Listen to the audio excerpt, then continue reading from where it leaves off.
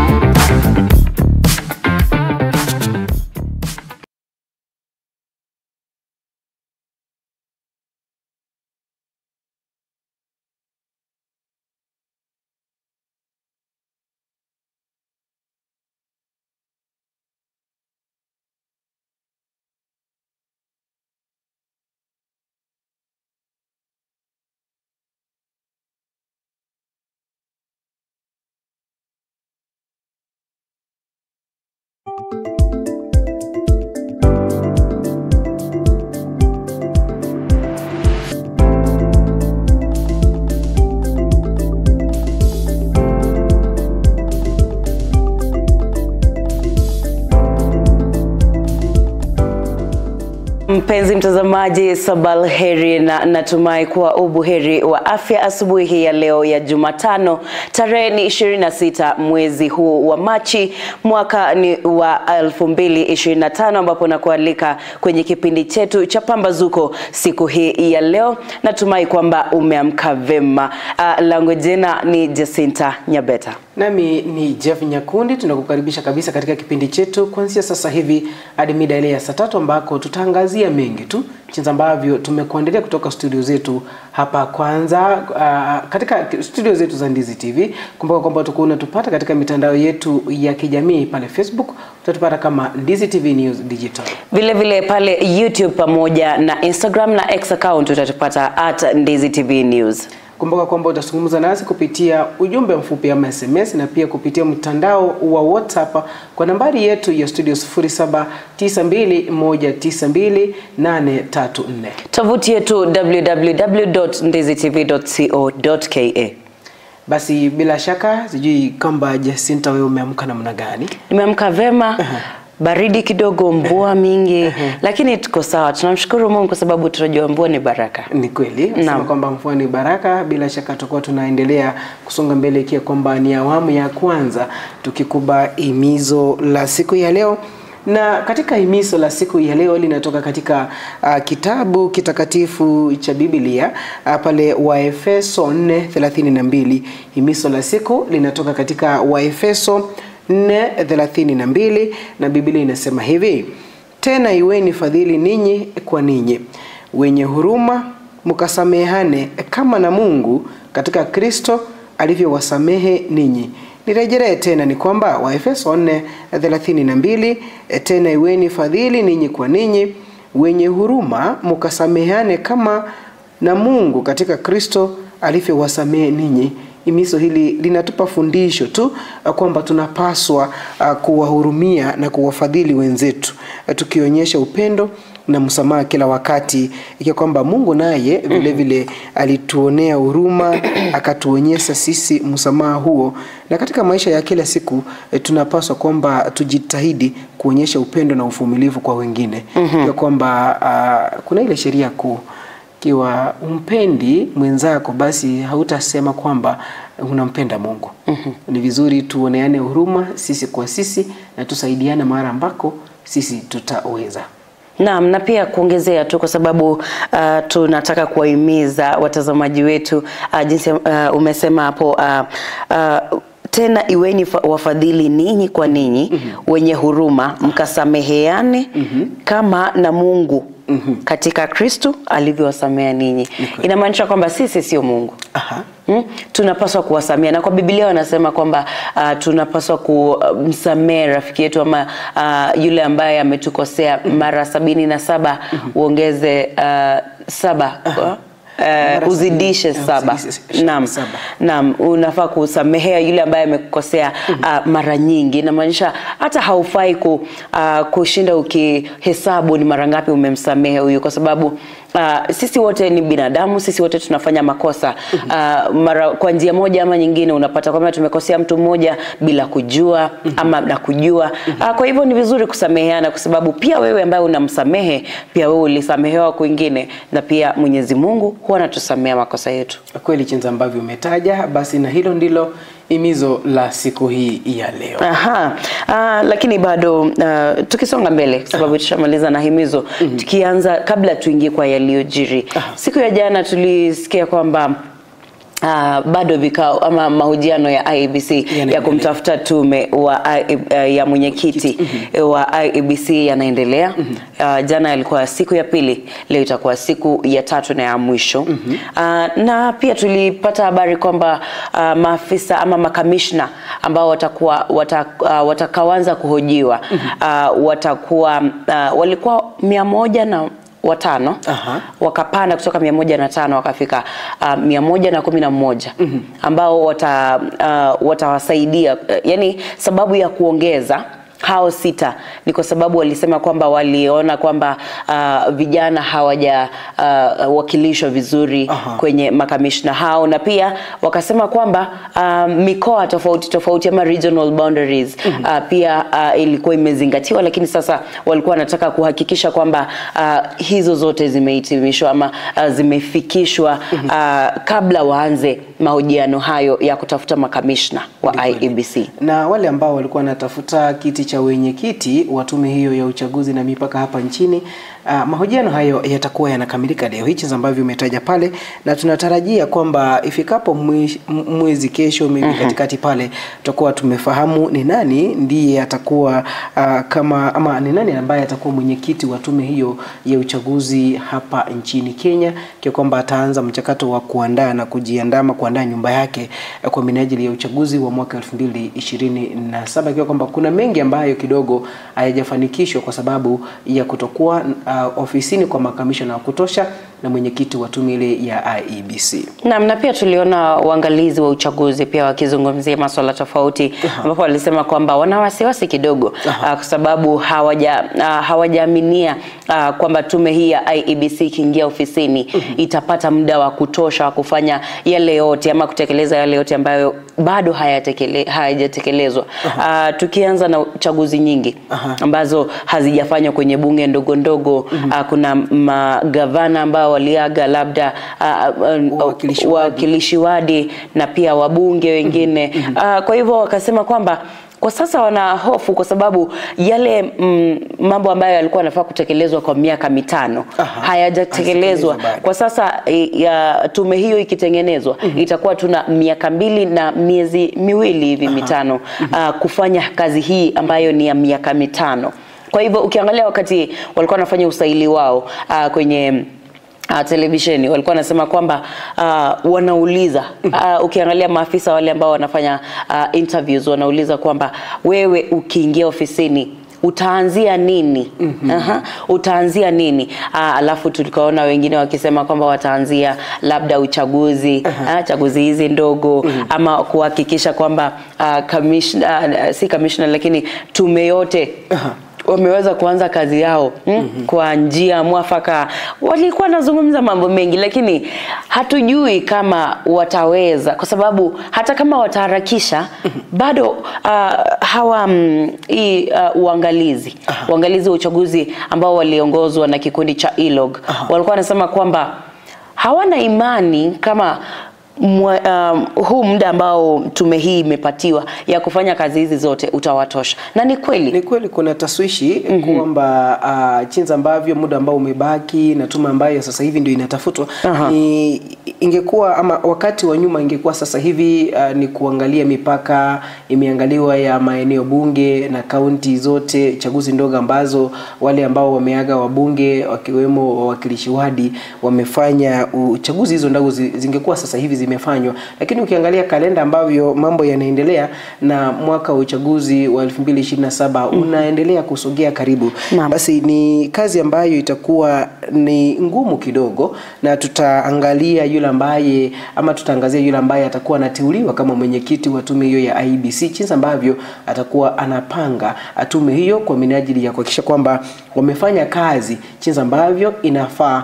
Na bila shaka wale waangalizi wa uchaguzi ama ama almaarufu e-log, watakuwa wanafuatilia moja kwa moja tu na kuona vile ambavyo mambo yanaendelea, na tutakuwa tunayaona ikiwa kwamba kuna mambo yatakuwa yanafanywa hayafai, basi nadhani kwamba watakuwa wanazungumza bado na kuhakikisha kwamba kila jambo lile ambalo linafanyika limefanywa kwa njia ambayo inafaa na inafuata sheria. Na hapo jana tunajua kwamba viongozi tofauti walienda mbele ya jopo hilo la IEBC kwa kuanza usaili wao kwa siku ya pili, ambao mmoja wao alikuwa Erastus Edung ambaye alikuwa mwendesha mashtaka wa kaunti ya Turkana hapo awali, na pia anawania kuwa mwenyekiti wa tume ya huru na mipaka IEBC, ambaye amesema kwamba atahakikisha anatumia mbinu ya msingi wa haki katika usajili na wapiga kura. Na pia alisisitiza kuwa atahakikisha kila Mkenya anapata haki ya kushiriki katika uchaguzi bila kikwazo. Because every Kenyan is thinking about the same, that now that it has taken this long to have IEBC in place, the commissioners, and yet we have all these pressing issues that are pending. So allow me then to tell Kenyans, because I'm sure they are watching, many of them, that one of the very, very first tasks that I will undertake as a chair, together with the commissioners and working closely with our secretariat, is to look at, number one, what are these pending issues post-2022 elections that require the attention and decisions of the Commission. Because the Commission takes decisions as a body corporate. So we will look at, for example, matters related to the pending by-elections. I know there are about, I think, 7 of them, or 12. There are issues around, of course, boundary delimitation, for which the constitutional time limits for review lapsed last year around March. And then, of course, there is now where the rubber meets the road, the 2027 elections. How can we then work backwards from the August date to where we begin our work as a commission? And I must tell Kenyans then, therefore, that the reason why this exercise is being undertaken is so that to have the 7 commissioners who will be a board corporate, who are responsible for initiating some of these actions through either gazetting some processes to begin. So as the new chairman, if I'm successful, I will work with my secretariat and colleagues to look at how do we then sort out the issue of the by-elections. How do we initiate that process? Number 2, the issue of boundaries, as you have mentioned. What then needs to be done now that the constitutional time limits has lapsed? So we look at it, I am sure, before the time lapsed, because I know we have a secretariat, and I know these are some of the most professional Kenyans running that secretariat. We will find out as a commission to what extent had they begun the preparatory processes towards the boundary review and the delimitations. So we'll look at the work already done, see what needs to be taken forward. But there are also, Ambassador, with your permission, there are also certain hard questions we have to ask ourselves. Now that this boundary delimitation constitutional time limit has ended, what are we supposed to do next? So we will have to seek, for example, dialogue with the judiciary, the Office of the Attorney General, to sort out the legal issues. Then number 2, we also have to bring on board stakeholders to have a discussion around the boundary delimitation vis-a-vis the timelines for the general election, which you have rightly mentioned that they are tight. So we have to make a decision as a country whether we can undertake both these exercises at the same time, or we focus as a country to planning and executing the 2022 elections. And this is an open discussion. We don't have the answers as a commission, but what I assure Kenyans is that we will call that dialogue so that we can address this very, very critical issue. Number 3, in terms of the IEBC itself, I am aware that their strategic plan, which is the document that guides the Commission in terms of execution of its mandate, may have expired, and therefore their preparatory processes towards coming up with a new strategic plan. So priority as chair would be for us to finalize that strategic plan, because strategic plan is a document that will guide us in terms of delivery of not only the general election, but also other critical processes, including the boundary delimitation. So our focus will be to look at that strategic plan, to approve it, and then from the strategic plan, we can now derive the electoral operations plan, and of course many other plans, including the security. Then we sort out the funding issues. So for us, once we have these strategic policy guiding documents, and we are very comfortable as commissioners, remember we'll also be new, maybe most of us, if we are successful, we will have to very quickly internalize this and then roll out. And where certain decisions will require me as a chairman to gazette so that we initiate them, I will do so as soon as practicable. Thank you. Baada ya kupata taarifa hiyo kwa undani zaidi jinsi ambavyo mambo yaliendelea katika usaili ambao ulikuwa unaendelea katika chombo lile la kumtafuta mwenyekiti wa tume ya IEBC na kwingineko, Francis Kakai naye ameahidi kuleta uwazi na mawasiliano imara katika tume huru ya uchaguzi na mipaka IEBC, akisisitiza kuwa hatua hizo zitasaidia kuimarisha imani ya umma katika tume hiyo. Akizungumza wakati wa mahojiano hiyo jana mbele ya tume ama ya jopo ambalo linamtafuta mwenyekiti ambaye atakuwa anachukua hatamu katika tume huru ya uchaguzi na mipaka hapa nchini ya IEBC.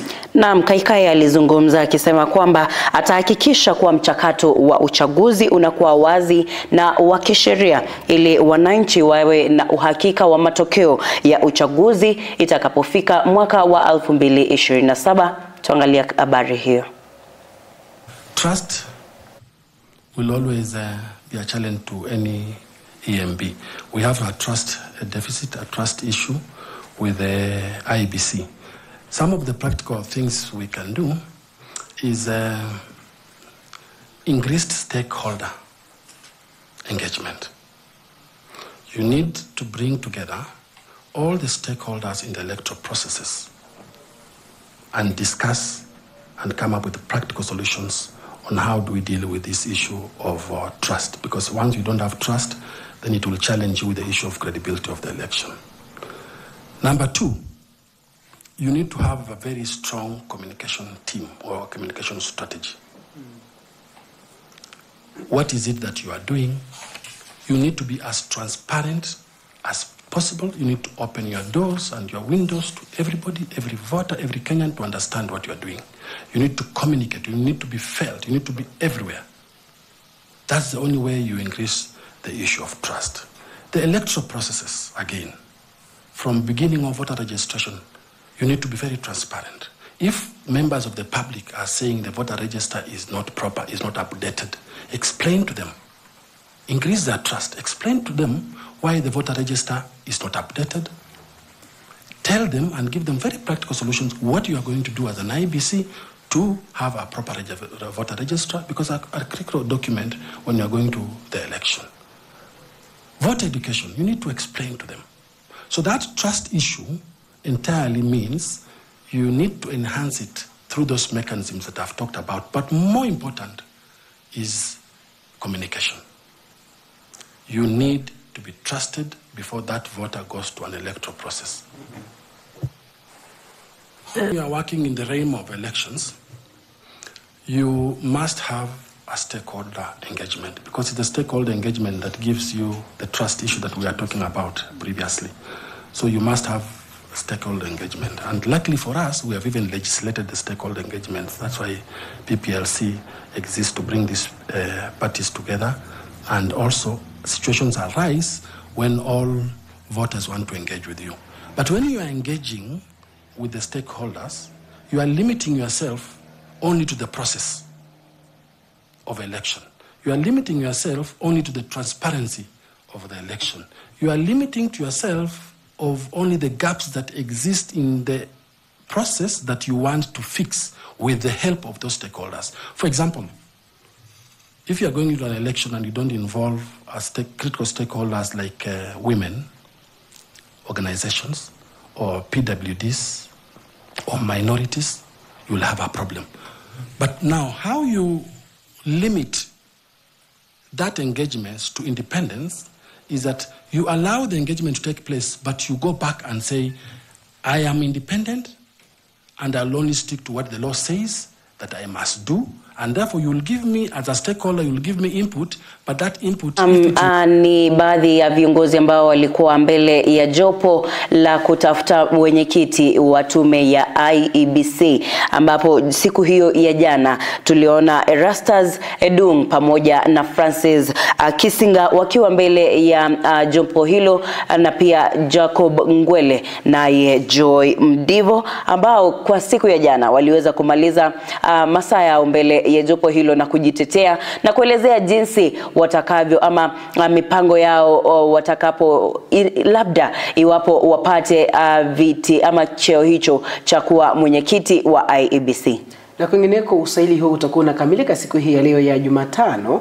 Basi wale ambao wamesalia watatu ambao watakuwa nafika mbele ya chombo hilo la kumtafuta mwenyekiti wa kuchukua hatamu ama kumuridhi aliyekuwa mwenyekiti wa Wafula Chebukati ni Lilian Wanjiku Manegene, Robert Akumu Asembo na Sol Simiyu Wasilu, ambao watakuwa nafika mbele ya chombo hilo kwa kupigwa msasa ama kufanyiwa mahojiano asubuhi hii ya leo.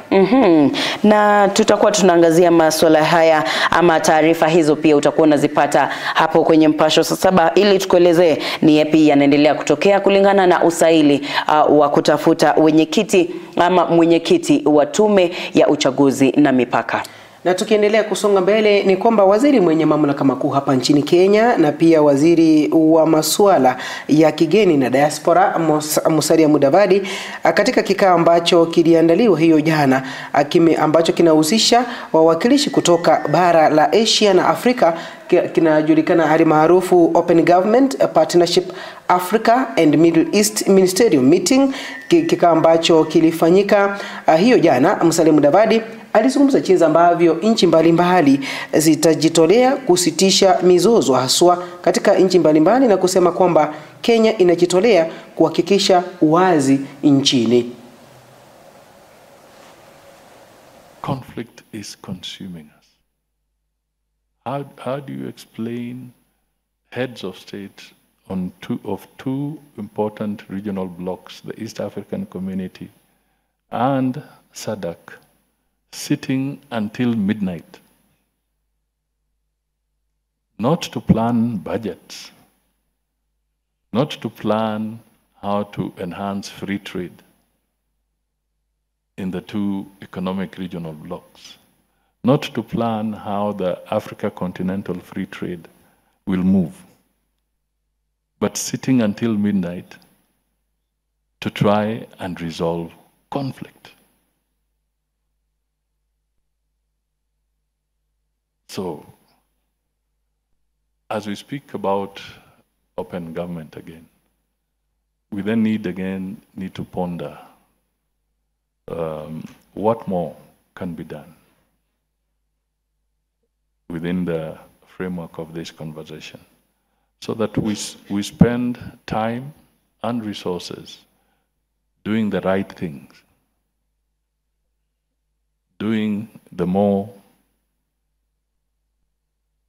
practical things for the better.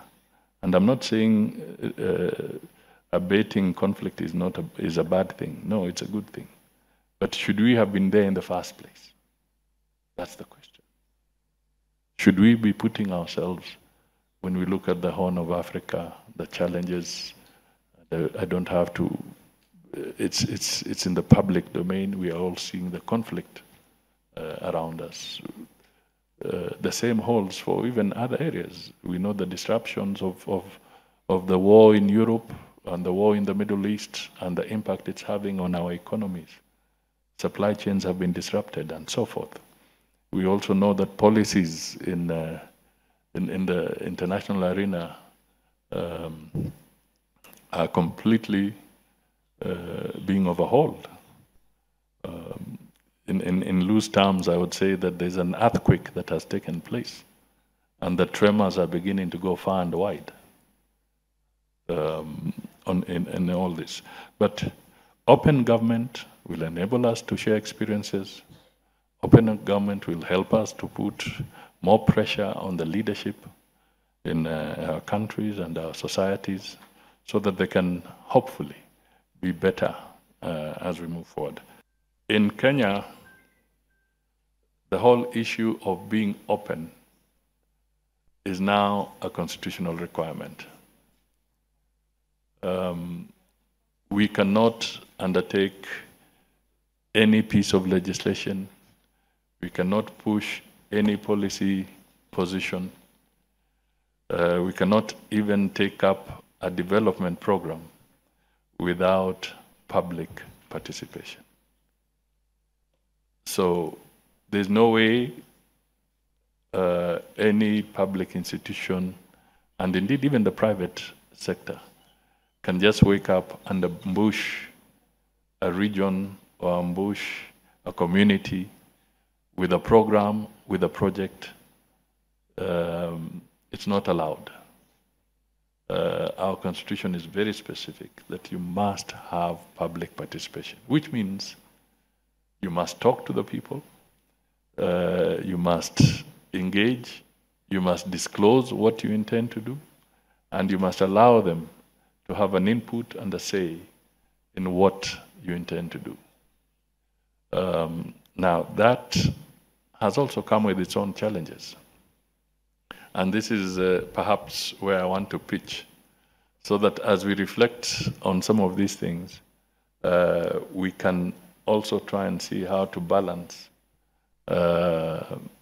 development, which you might call accelerated development, while at the same time making sure that your citizenry are part and parcel of that process.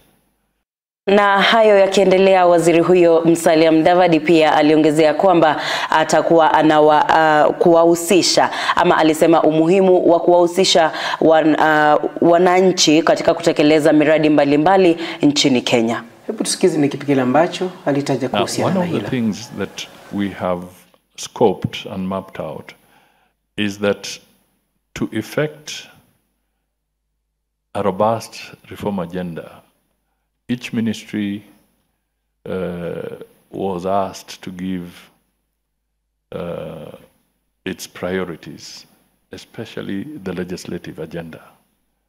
And we have a record of over 700 pieces of legislation that require either amendment or require fresh legislation. 700.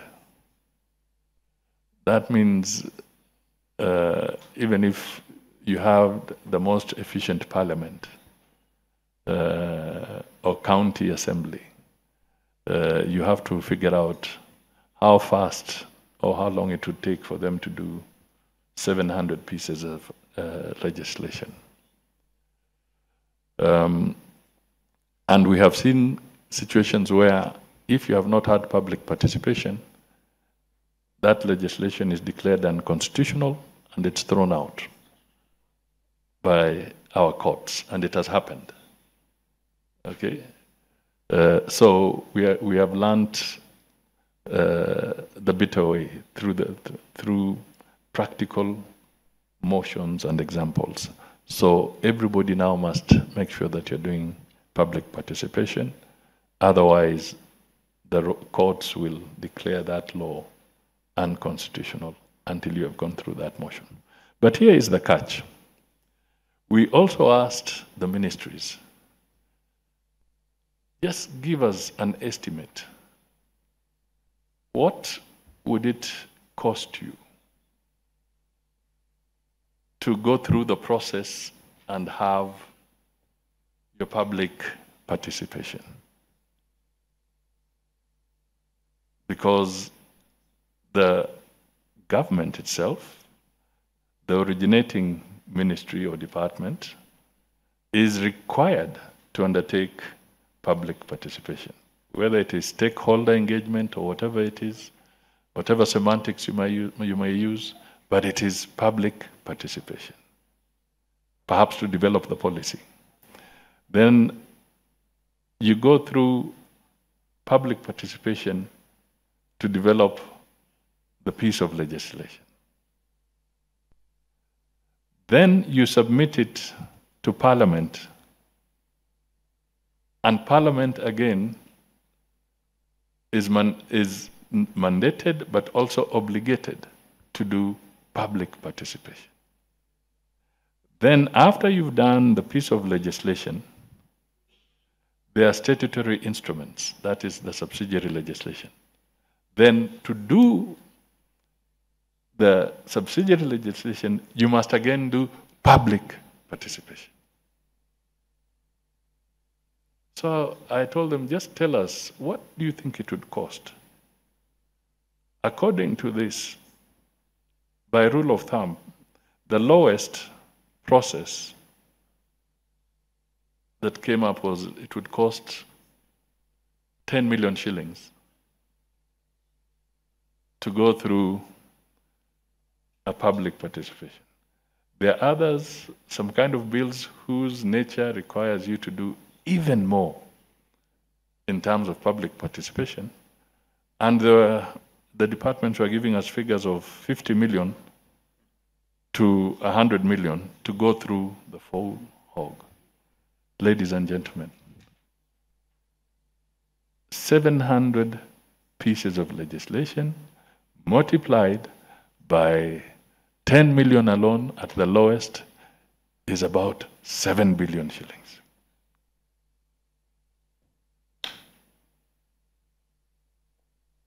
I know democracy is expensive and it's the best mode, but you tell me. Maji na tukiendelea kusonga mbele ni kwamba serikali imewahakikishia wakulima wa miwa na wafanyakazi katika kampuni za sukari hapa nchini kuwa mipango ya kukodisha kampuni za sukari hapa nchini kwa watu binafsi itakuwa ni kwa manufaa ya kwao wenyewe. Na akizungumza katika hafla ya kuzindua rasmi mkakati ama strategic plan ya miaka 5 ijayo ya kampuni ya sukari ya Sony, mwenyekiti wa bodi ya sukari hiyo alisema kwa jina Nicholas Ogambo alisema kuwa hatua hiyo itasaidia katika kuzalisha nafasi za kazi wa vijana za vijana nchini. Hebu tusikize ni kipi kile ambacho Nicholas Gumbo anayesimamia sukari nchini Kenya Sugar Board Nicholas Gumbo, ambaye amezungumza kwenye hafla ya kuzindua rasmi mpango mikakati au strategic plan ya kampuni ya Sony Sugar, amewahakikishia wakulima pamoja na wafanyikazi wa kampuni za sukari nchini kwa mipango ya serikali ya kukodisha kampuni za sukari nchini italeta manufaa kwao. But I want to assure you, the government is here to make sure that whatever program we undertake is for the benefit of all of us in the sugar industry. So please, we are sons of the soil. There's no way we can participate in a program that is going to dispossess our people. It is not possible. In fact, so focus now must shift now to the farmer. Because a lot of times we forget that sugar is not made in factories. Sugar is made in the farms.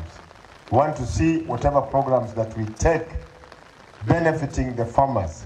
All our farmers in all our 17 factories getting to earn a decent living from their activities as sugarcane farmers. Afisa mkuu mtendaji wa kampuni ya Sony Martin Dima amesema kuwa kampuni ya Sony imepiga hatua tangu Rais William Ruto kufutilia deni za Sony, na wamekaribisha hatua zozote za kuimarisha utendakazi wa kampuni hiyo. There are a number of government reforms in the sugar subsector that are geared towards improving generally the efficiency and the profitability of this sector. You are aware that last year our president Dr. William Ruto came to this same ground and pledged to support farmers in terms of clearing the areas. That was done in 2 tranches, and that is why even today you can see a lot of cane coming as a result of the confidence level that has been restored, arising from clearing those areas. You are also aware that the same government made a provision for the payment of staff areas amounting to 3 months, December last year, and plus any other reforms. So for us as Sony Sugar, we will support those reforms because those reforms are good for our people, they are good for our farmers, and they are good for our staff. Hata hivyo, wakulima wa miwa katika kaunti ya Migori wametoa wito kwa serikali kuhakikisha kwamba kampuni hizo zimekodishwa kwa muda mfupi tu. Our farmers are not against the leasing.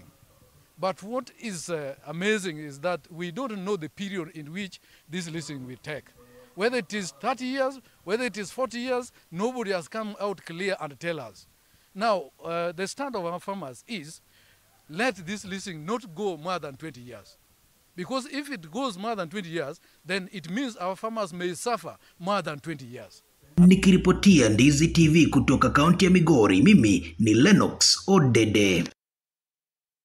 Basi huyo ni mwenyekiti wa bodi ya sukari hapa nchini Nicholas Gumbo akizungumza kuashiria ni kipi kile ambacho kitakuwa kitafanyika katika kampuni hiyo ya sukari ya Sony, kwa kwamba Jacinta ni vizuri jinsi ambavyo serikali imepanga mikakati ya kufanya kazi aswa wawekezaji wa kibinafsi kuja hapa nchini na kuwekeza katika kampuni za sukari hapa nchini Kenya. Kumbuka kwamba baada ya miaka kadhaa kampuni za sukari ambazo zilikuwa zinavuma zaidi hapa nchini zilitokomea na ama mashine zao zikafungwa kidogo. Pale ndipo tumeona urejeo wao hivi majuzi, serikali ilipoanza kusema kwamba watakuwa wanahakikisha kwamba wamerejea na wameanza kusaga sukari hapa nchini, ndipo wafunge mianya ya kuleta sukari kutoka nchi za mbali, ile ambayo inafanya wakulima hapa nchini kukosa kupata hela zile ambazo wanapaswa kulipwa aswa wakati wanapeleka miwa yao katika viwanda tofauti tofauti vya sukari hapa nchini. Ni tumaini letu kwamba vijana watakuwa wanapata kazi katika viwanda hivyo vya sukari, kwa sababu tumekuwa tukiona vikifunguliwa vikifungwa, wengine wakisema wana madeni, wengine vitu mingi sana, changamoto nyingi. Lakini ni tumaini letu kwamba labda serikali, jinsi ambavyo Nicholas Gumbo amesema, watakuwa na hakikisha kwamba kampuni hizi zinapata labda hela na usaidizi ule ambao unahitajika ili kusaidia kampuni hizi kusimama na pia kuajiri vijana. Tuliona mwaka huu pale rais akielekea ama akiwa katika ziara yake pale Western Kenya, alipeleka bonasi ya sukari kwa wakulima wa miwa pale, na tunadhani kwamba hilo linapaswa lifanyike sasa kwa wakulima wote hapa nchini ambao kidogo wanakuza miwa na wanapeleka miwa yao katika viwanda tofauti huku nchini kwa minajili ya kujiendeleza kwa familia zao na pia wawe wanapata kipato cha kila siku. Naam, ni kweli. Basi tunapoendelea kusonga mbele, kwa tunapata mapumziko mafupi, kisha baadaye tukirejelea tutaendelea kukupasha yale ambayo yalijiri hiyo jana, na kisha baadaye tuangazie yaliyomo magazetini. Kumbuka kwamba utazungumza nasi kupitia mitandao yetu ya kijamii. Pale Facebook utatupata kama Ndizi TV News Digital, na pale YouTube, X account, Instagram pamoja na TikTok utatupata @Ndizi TV News. Na kwingineko utazungumza nasi kupitia ujumbe mfupi na bila shaka kupitia mtandao wa WhatsApp kwa nambari yetu ya studio 0792192834. Na tovuti yetu www.ndizitv.co.ke. Basi tupate mapumziko mafupi, kisha baadaye tutarejelea. Jina langu ni Jeff Nyakundi. Nami ni Jacinta Nyabeta.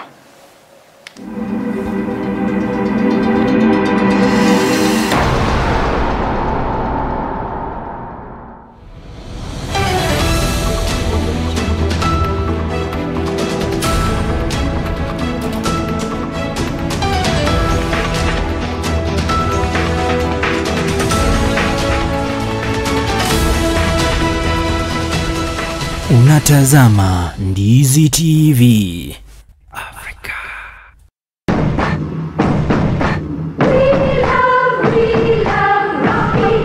Shule ya kutoa mafunzo ya uendeshaji wa magari ya Rocky Driving School wana huduma mbalimbali za mafunzo ya uendeshaji wa magari. Unaweza jifunza class A2, B1, B automatic, B professional, C light truck, D1 ambayo ni PSV uendeshaji wa matatu 14 sita, D2 PSV uendeshaji wa magari ya aina ya bus, CE heavy truck, F PWD kwa watu walio na ulemavu.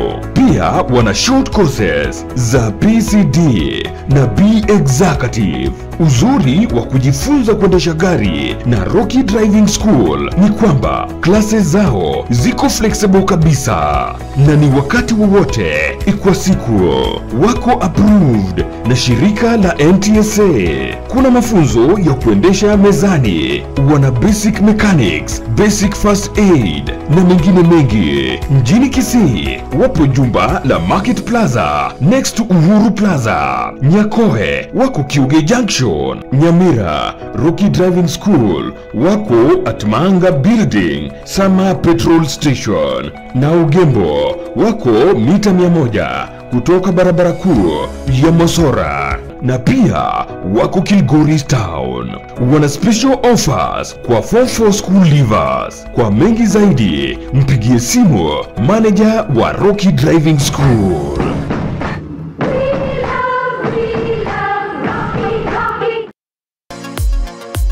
Wewe ni fundi wa kujenga nyumba au una nia ya kujenga nyumba? Basi duka la Sha Ceramics ambalo lipo mjini Kisii mkabala na jumba la Mocha Place wanauza bidhaa mbalimbali za ujenzi kama vile mapo tiles, chuma aina mbalimbali, mabati, simiti, PVC ceiling, vioo na cabinets, tangi za kuhifadhia maji, chain links, MDF boards, ceiling boards, rangi aina mbalimbali hadi zile zinachanganywa na kompyuta, bulbs, zulia aina zote, power tools, showers, pump za maji, kufuli, gypsum boards na zingine nyingi. Wapigie simu kwa nambari 0703943972. Sha Ceramics for hardware and sanitary.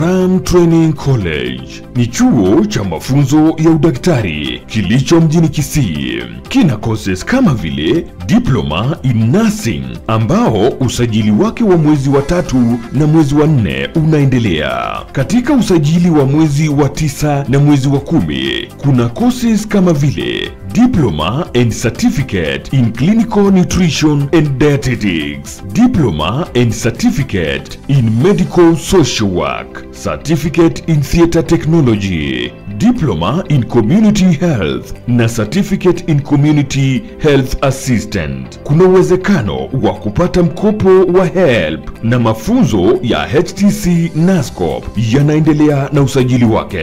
Tupo katika hospitali ya Ram, ghorofa ya 3 karibu na mahakama ya Kisii Law Court, huku tawi lingine likiwa karibu na chuo cha KMTC na kanisa la Deliverance. Tupigie simu kwa nambari 0721332105 kwa mengi zaidi.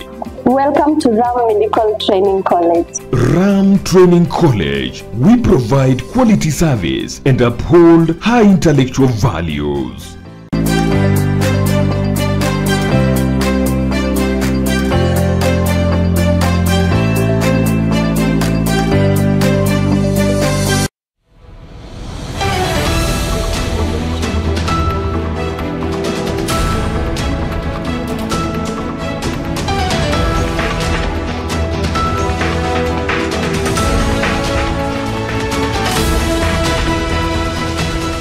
Unatazama Ndizi TV.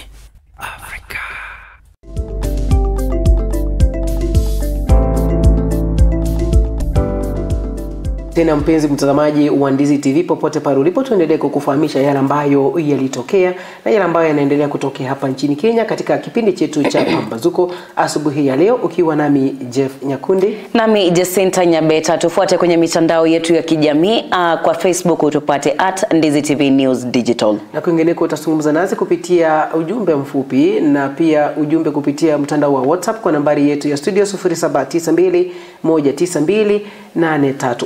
Tovuti yetu ni www.ndizitv.co.ke. Huko utapata yale yote ambayo unaendelea kuyatazama kwenye runinga ya Ndizi TV. Basi tunapoendelea kusonga mbele katika awamu hii ya pili, tukiendelea kukufahamisha yale ambayo yaliendelea, ni kwamba hiyo jana gavana wa kaunti ya Kericho Bwana Eric Mutai aliwarai wenyeji wa kaunti hiyo wafike kwenye maghala ya National Cereals and Produce Board yaliyoko kwenye sehemu za mashinani karibu nao kuchukua mbolea ya ruzuku iliyosambazwa na serikali ili kuboresha kilimo katika kaunti hiyo, hasa wakati huu wa msimu wa mvua na upanzi. On our farmers across the county because of the rains, let us take advantage of the able rains. Let us go to your nearest store and NCBB to collect your fertilizers. I know messages has come to your phones, alerts that the fertilizers are there and the foragers are there.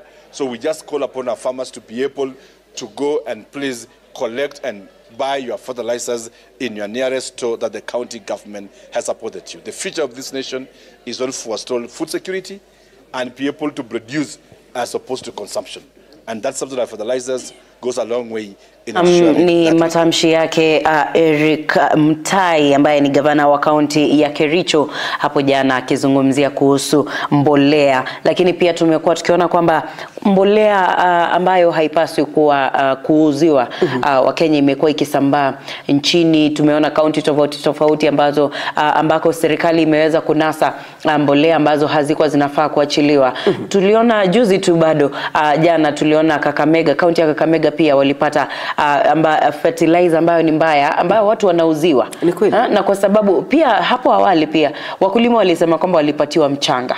Sijui ni nini kinaendelea kwa sekta hii ya ukulima. Nadhani ni kwamba kuna ukora na wale ambao kidogo wanajaribu kutumia njia ya mkato kujilimbikizia ama kupata pesa ambazo si halali. Jinsi ambavyo tumekuwa tukipata ripoti kwamba baadhi ya watu ama baadhi ya maafisa wengine wanapata kwamba wanafanya kazi katika serikali wameanza mchakato wa kujitengenezea mbolea yao. Nakumbuka kwamba ni juzi tu ama wiki jana tuliona serikali ikiharibu zaidi ya magunia 20,000 ya mbolea ambayo ilikuwa imepita ama wakati wake wa matumizi ulikuwa umekwisha. Jambo ambalo kidogo linaleta maswali mengi ikiwa kwamba mbolea hii inapaswa kupeana kwa wakati ambao unafaa kwa wakulima.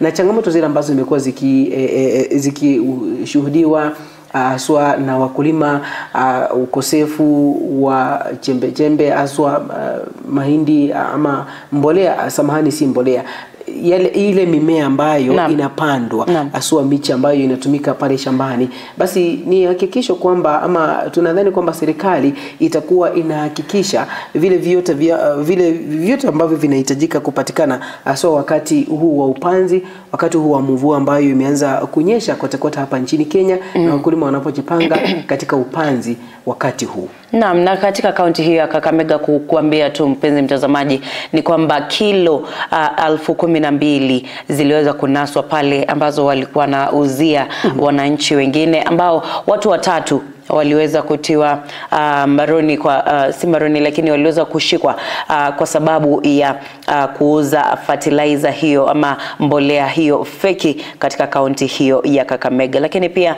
ni tumaini letu kwamba sekta ya kilimo nchini Kenya itaweza kukuzwa kwa sababu tumekuwa tukiona wakulima wamepitia changamoto tofauti. Tunajua kwamba mwezi uliopita ama mwezi huu kianza bado hatukuwa na mvua ilikuwa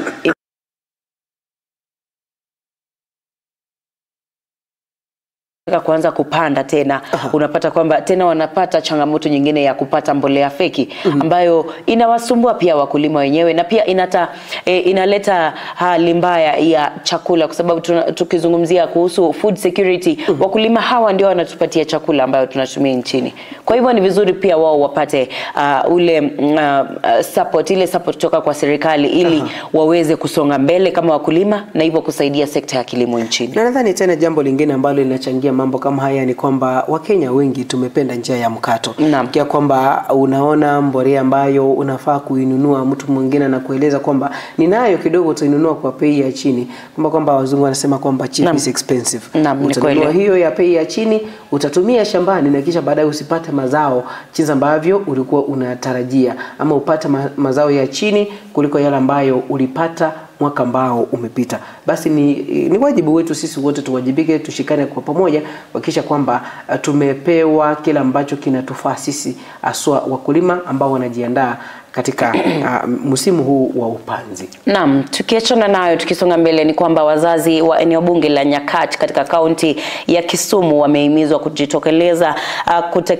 kutotekeleza jukumu lao la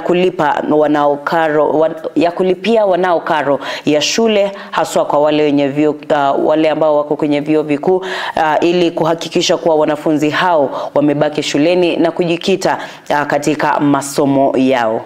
Na tukiendelea na taarifa hiyo ni kwamba akizungumza katika hafla iliyoshuhudiwa mgao wa fedha wa basari kwenye eneo bunge hilo, naibu ukamishona katika kaunti hiyo Job Anunda alisisitiza kwamba wakati ambao serikali inahakikisha kuwa wanafunzi wanapata elimu bora, ni muhimu kwa wazazi katika upande wao kuhakikisha kuwa wamelipa karo jinsi ambavyo inafaa. Habari hiyo kwa kina. I want to assure our students coming from this sub-county of government commitment to ensure that they remain in school, they remain in college and concentrate in their studies. What we require from you is discipline and concentration on your studies. Similarly, I want to ask our parents not to abdicate their responsibility of paying school fees to their children. That is your obligation, and as the government, we only come in to supplement your effort. So those who have received our bursary, I think as you see at our age we are going, you are the people going to take our place. So we encourage you to work hard so that you get something. And you know, the minimum education is going to be university, the way I see Kenya is going. So please make sure that you work hard. From there, go for masters, get your PhD. That is Nyakach University Students Association. We are happy for this event, and we're also happy for the increment that we've received in our bursaries this year. We want to appreciate our able MP, Mheshimiwa Aduma Uor, for having shown us mercy as university students, and for that reason we are very much. Naam, mpenzi mtazamaji, naona pale kwenye sehemu ama upande wa Facebook mtandao wetu, namuona pale Lydia Nyaboke akisema good morning na mbarikiwe. Na pia naona akisema kwamba anashukuru, na pia Ocharo William akisema kwamba yuko tuned in kutoka Sensi Kisii, na Rhoda Ruth namuona pale akisema anatuangalia pale live. Kumbuka kwamba Facebook utatupata @NdiziTV News Digital. Naona pale anajulikana kama John William ananieleza kwamba anatufuatilia moja kwa moja kutoka mji wa Ugembo katika hospitali ya Ugembo pale, sema kwamba kazi nzuri asubuhi ya leo. Salimia Jacinta, nilimuona kwa picha, nataka kumuona moja kwa moja. Sijui nimwambie aje studioni ama afanye namna gani. Moja kwa moja ananiona kwa sasa. Naona pia hapa naona pia Ocharo William, I think nimemwambia huyo. Kuna wengi ambao wametuandikia jumbe nyingi. Good morning from Jeddah to Nyaribari Masimba, Wenyankoni Angasa.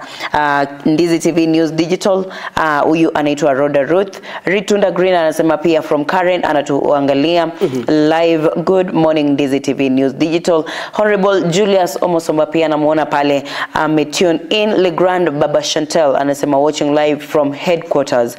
Jared Orure pia anasema kutoka Nyachichi Secondary School, yuko ndani kutoka Nyamira County.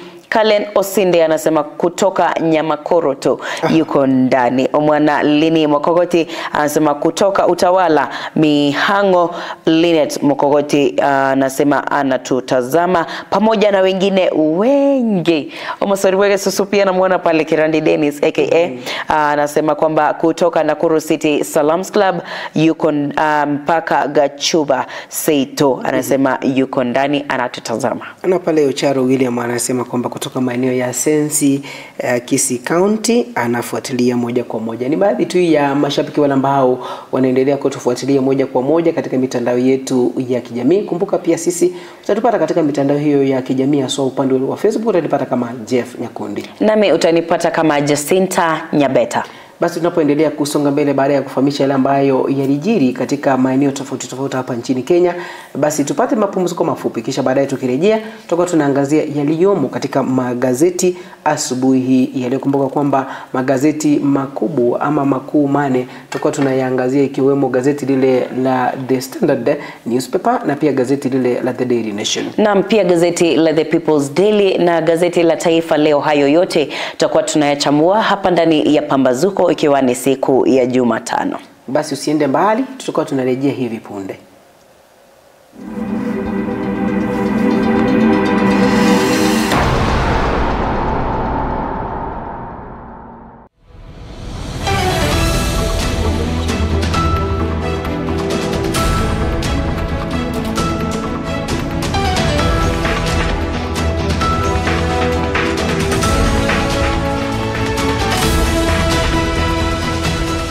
Unatazama Ndizi TV. Huduma zinazotolewa katika hospitali ndizo zitakazomfanya mgonjwa kwenda katika hospitali hiyo. Ram Hospital Kisii wana uwezo wa kutoa huduma mbalimbali zikiwemo out and inpatient, MCH clinic au maternity, consultation, pharmacy, rehabilitation, ultrasound, CT scan, x-ray, dental, optical, laboratory services, major and minor surgery, 24-hour ambulance service, occupational therapy, physiotherapy, dialysis na zingine nyingi. Unaweza kulipia matibabu kutumia bima tofauti kama vile AON, Minet, Liaison Group, AAR, Trident, Britam, Madison Insurance, APA Insurance. Matibabu kwa wagonjwa waliolazwa ama inpatient yaweza kulipiwa kupitia mfumo wa SHA. My name is Robert Ukogai, Business Administrator, Ram Hospital Kisii. I want to welcome all those people who are registered with SHA to come for inpatient treatment and also dialysis. All services are covered with SHA except outpatient services. Karibu mpate matibabu ya hali ya juu kutoka kwa madaktari na wauguzi wetu.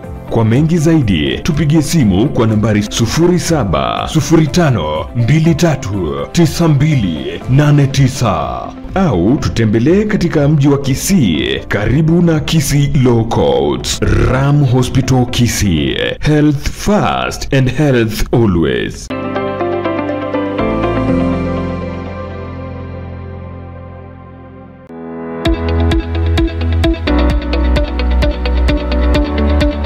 Umekuwa ukitafuta chuo ambacho kipo mahali tulivu, cha kisasa na kinachotoa mafunzo yatakayokuwezesha kupata kazi nyakati hizi, na kina walimu waliohitimu.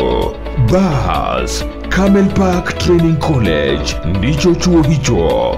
Wana courses za diploma na certificate kama housekeeping management, tourism management, food and beverage sales management, fashion design, cosmetology, information communication technology, graphic design, film production, broadcast journalism, marketing management, business management na zingine nyingi. Pia wana short courses kama vile computer packages, front office management, digital marketing, video editing na zingine nyingi.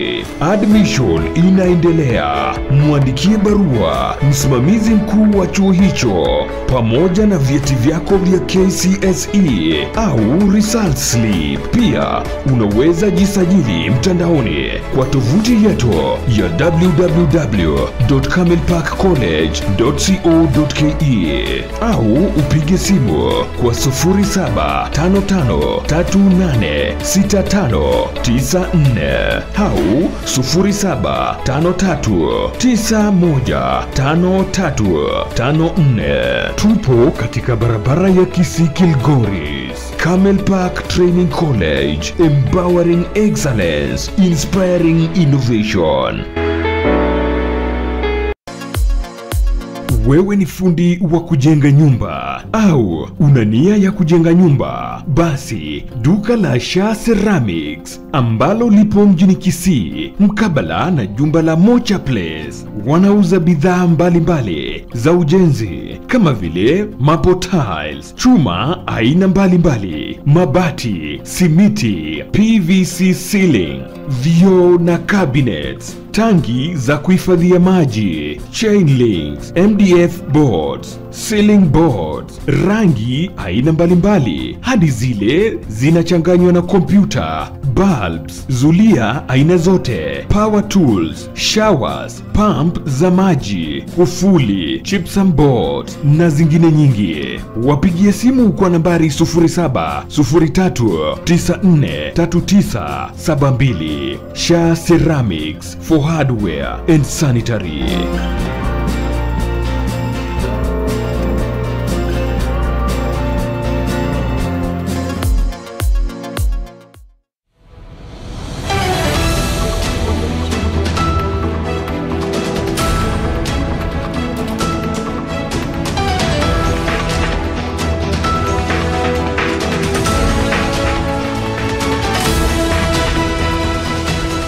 Unatazama Ndizi TV.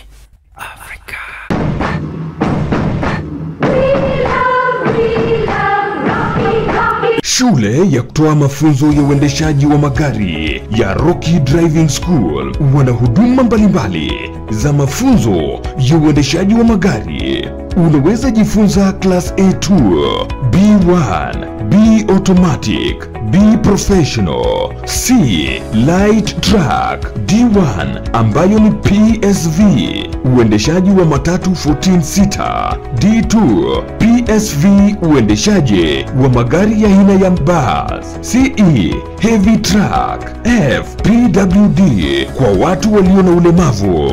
Pia wana short courses za PCD na B executive.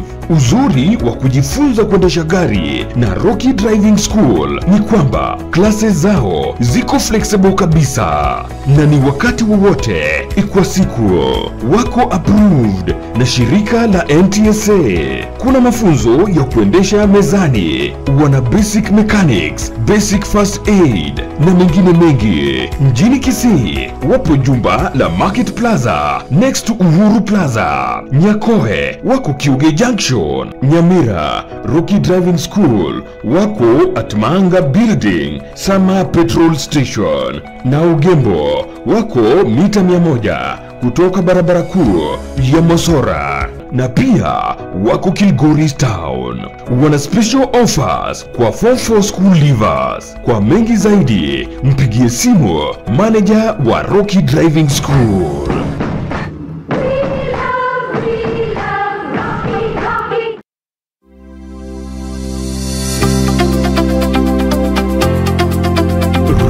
Training College ni chuo cha mafunzo ya udaktari kilicho mjini Kisii. Kina courses kama vile diploma in nursing ambao usajili wake wa mwezi wa 3 na mwezi wa 4 unaendelea.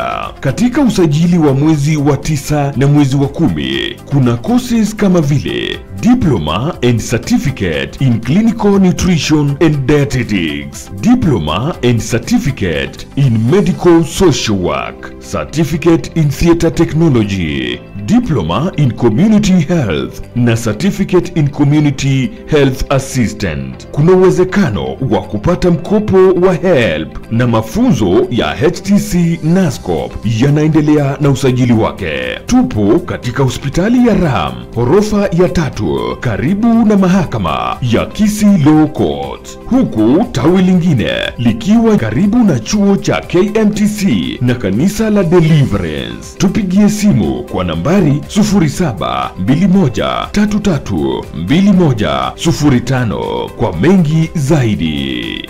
Welcome to Ram Medical Training College. Ram Training College. We provide quality service and uphold high intellectual values.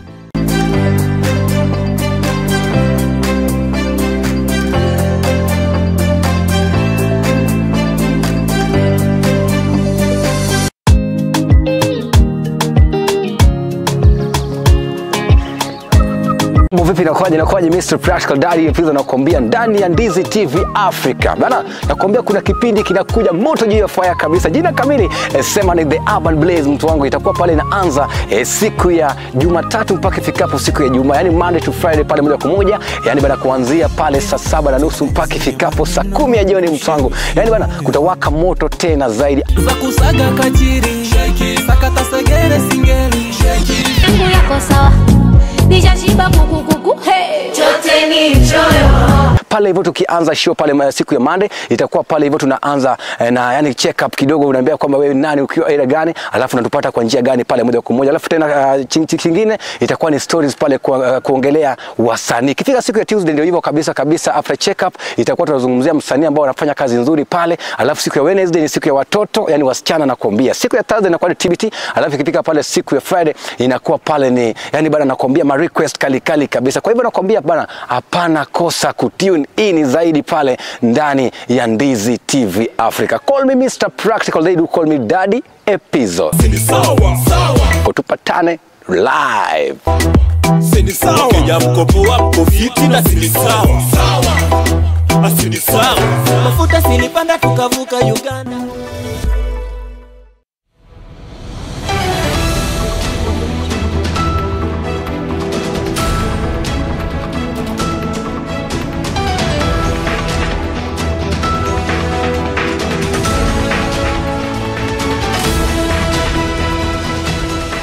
Unatazama Ndizi TV Africa.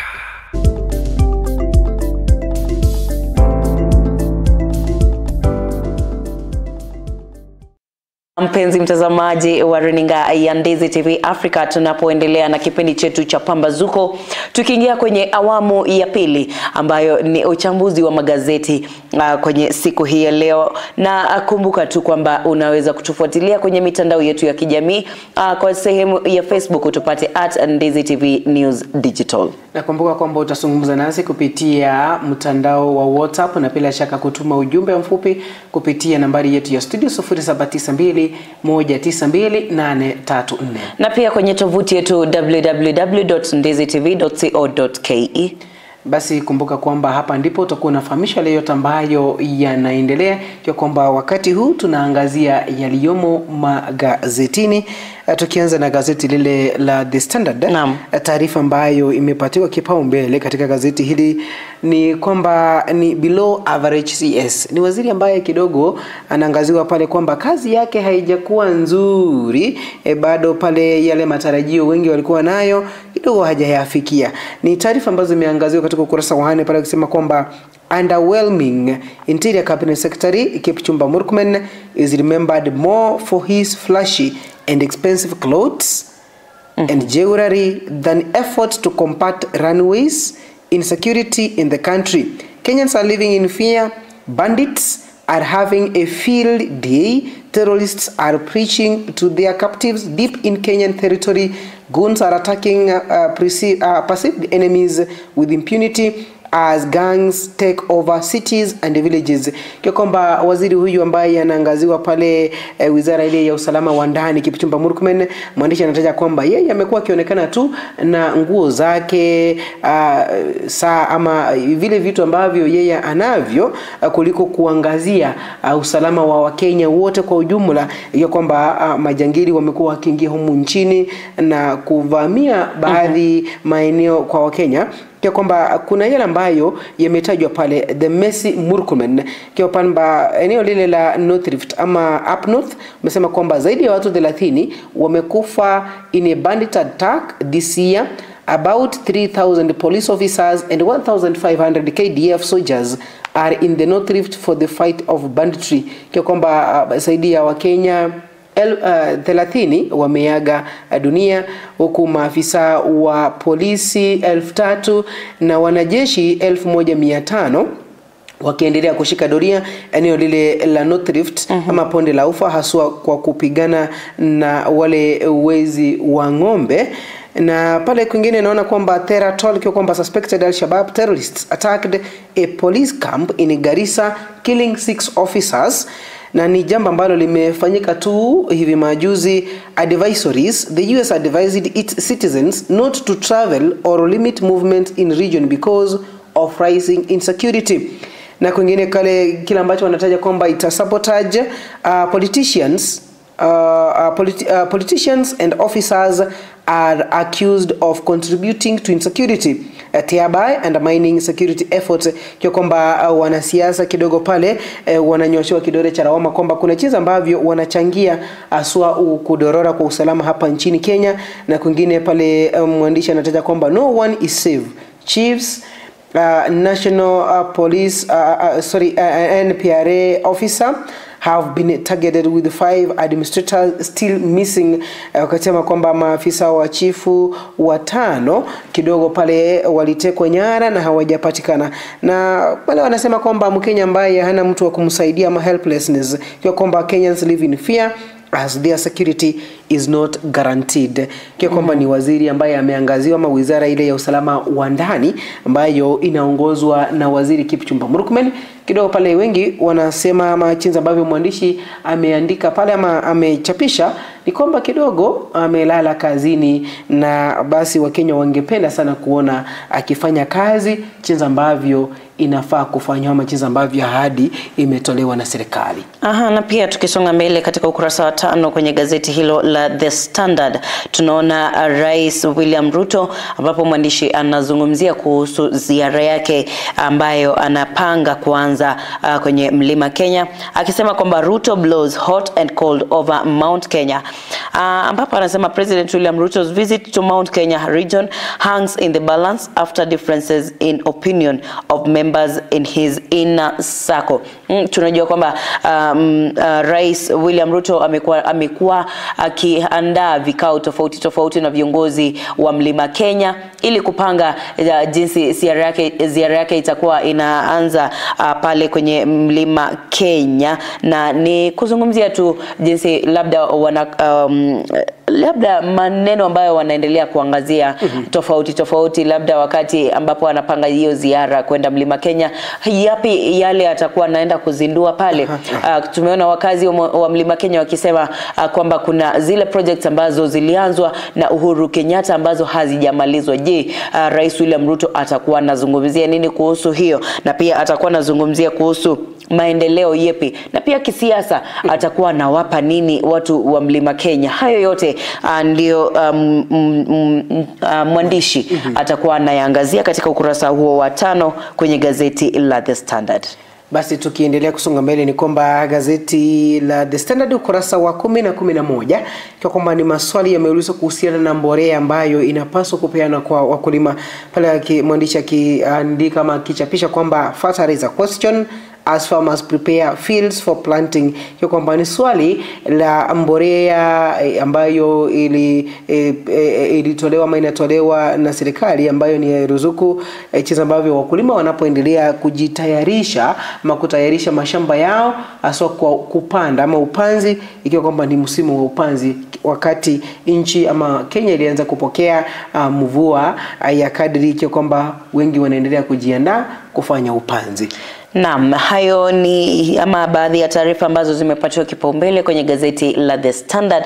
Kuna mengine mengi kwenye gazeti hilo, labda ukipata kulinunua ama kulisoma utaweza kujua mengi. Tukisonga mbele kwenye gazeti la The Daily Nation, tukianza na taarifa ambayo imepatiwa kipaumbele, audit ambayo ni rogue officials working in cahoots with some law firms that are raking in billions. Ni kuzungumzia jinsi watu tofauti ama sekta na watu wengine wanafanya kazi na mawakili ama law firms ili kutoa pesa ama kuchukua pesa nyingi, ambao wanasema kwamba imeonyeshwa wazi kuwa legal fees scandal in counties zimewekwa wazi. Wameonyesha pale revealed wakisema graft, ambapo wanasema a county paid a law firm 10 million shillings to defend a civil case where the plaintiff had sued for 1 million in damages in a textbook case of misuse of the taxpayers' fund by devolved units. And the Auditor General says this is replicated across the country, with senior officials often ignoring set guidelines despite having capable in-house lawyers who can take up some tasks. Ambapo pia taarifa hii imezungumziwa kwenye ukurasa wa 4 na 5. Ni kuzungumzia tu jinsi kesi tofauti kwenye kaunti zetu zinakuwa labda mtu wakati anaenda kusuu mtu mmoja kotini, unapata kwamba kesi ni kidogo ama kesi sio kubwa sana, anaweka pale anaongezea pesa ama anaweka pesa nyingi ambazo zinatumika ambazo analipwa, ama yule wakili analipwa pesa nyingi ambazo zimepita kiasi kuliko kile ambacho anafaa kulipwa yeye, ambapo wametuonyesha pale county tofauti legal county legal fees, ambapo ameweka pale Nairobi 21.37 billion. Hayo ni baadhi ya legal fees ambazo zinatumika kwenye county tofauti. Kiambu inatumia milioni 511.3, Narok ikitumia 364.9 milioni,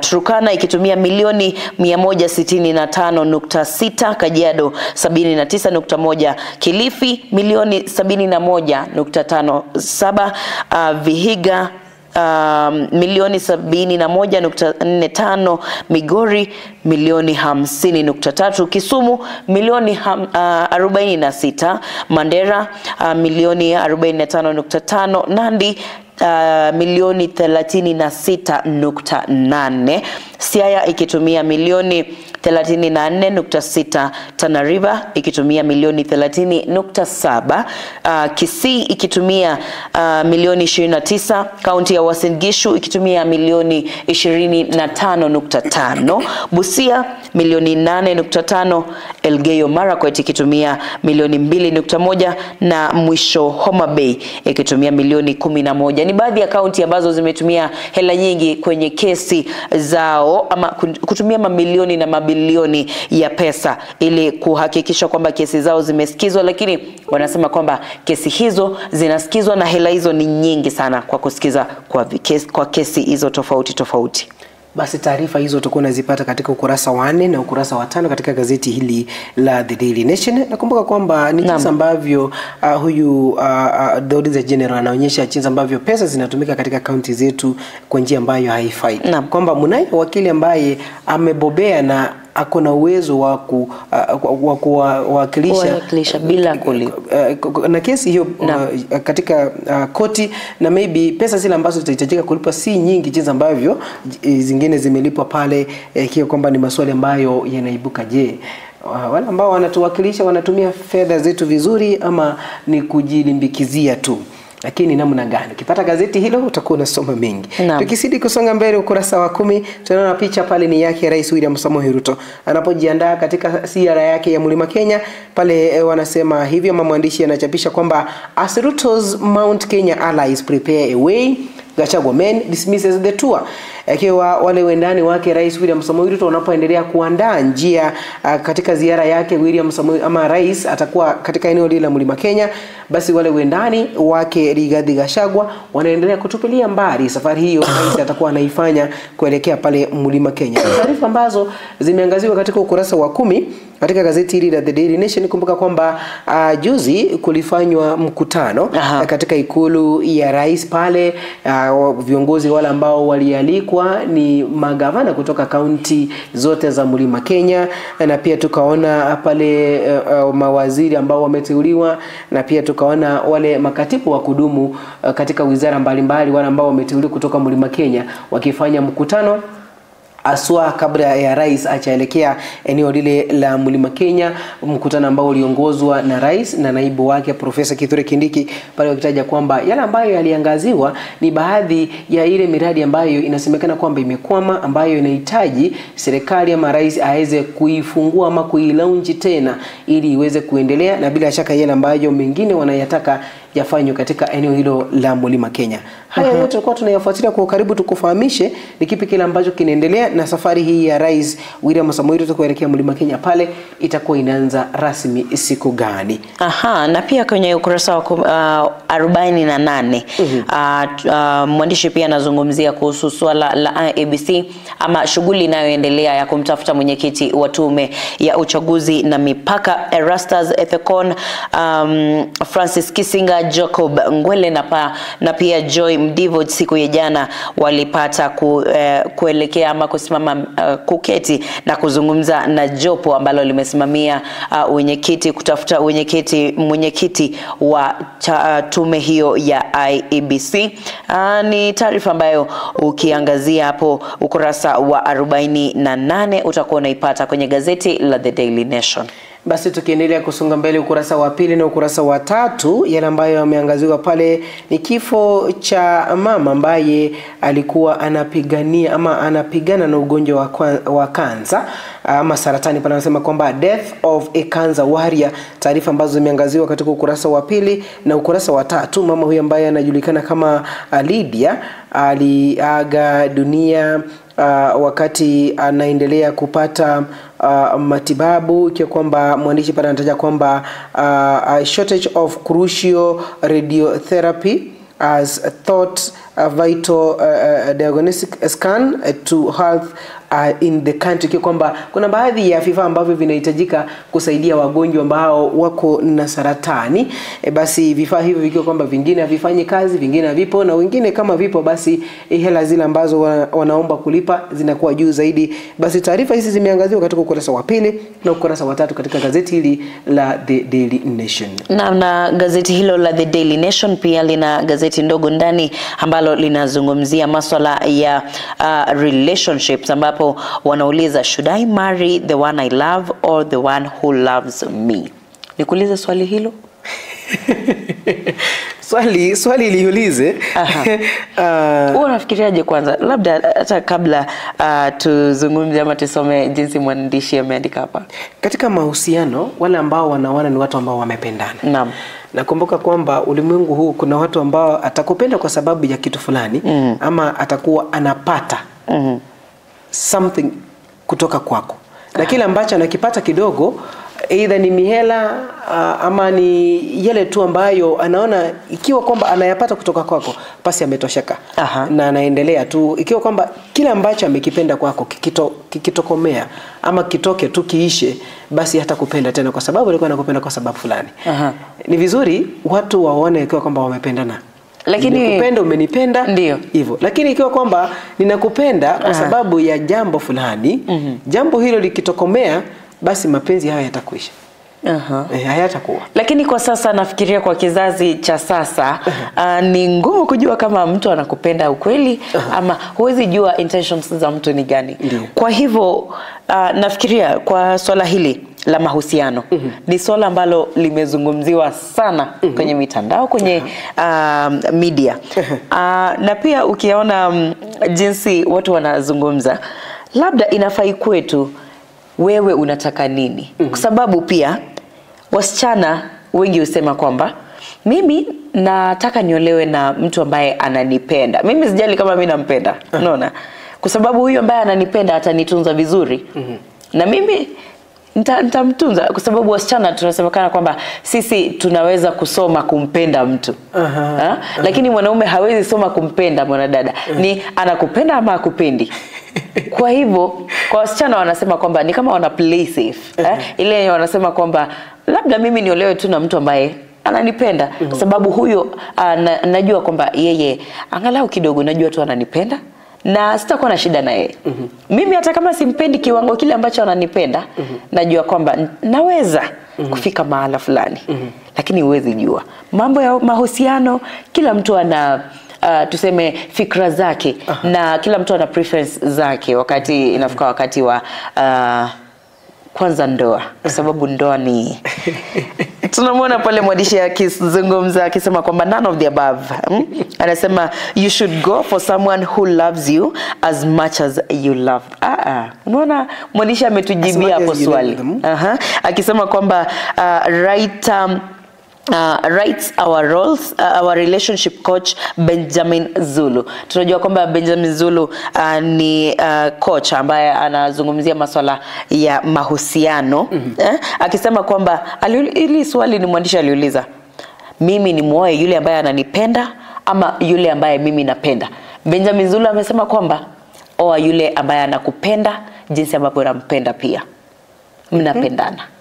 You should go for someone who loves you as much as you love them. Sasa ni watu ambao wanapendana. Naam. Ikiwa kwamba nitakupenda leo Jacinta kwa sababu jinsi ambavyo unaonekana, tukikaa kwa ndoa mwaka moja, miwili, mitatu, hautakuwa the same. Ndio. Utabadilika. Ndio. Na kama kweli nilikuwa napenda jinsi ambavyo ulikuwa unaonekana kabla tujaanza kuishi nawe, basi wakati huu umebadilika, nitakuwa napenda mwingine ambaye maybe anaonekana jinsi ambavyo ulikuwa unaonekana wakati huo.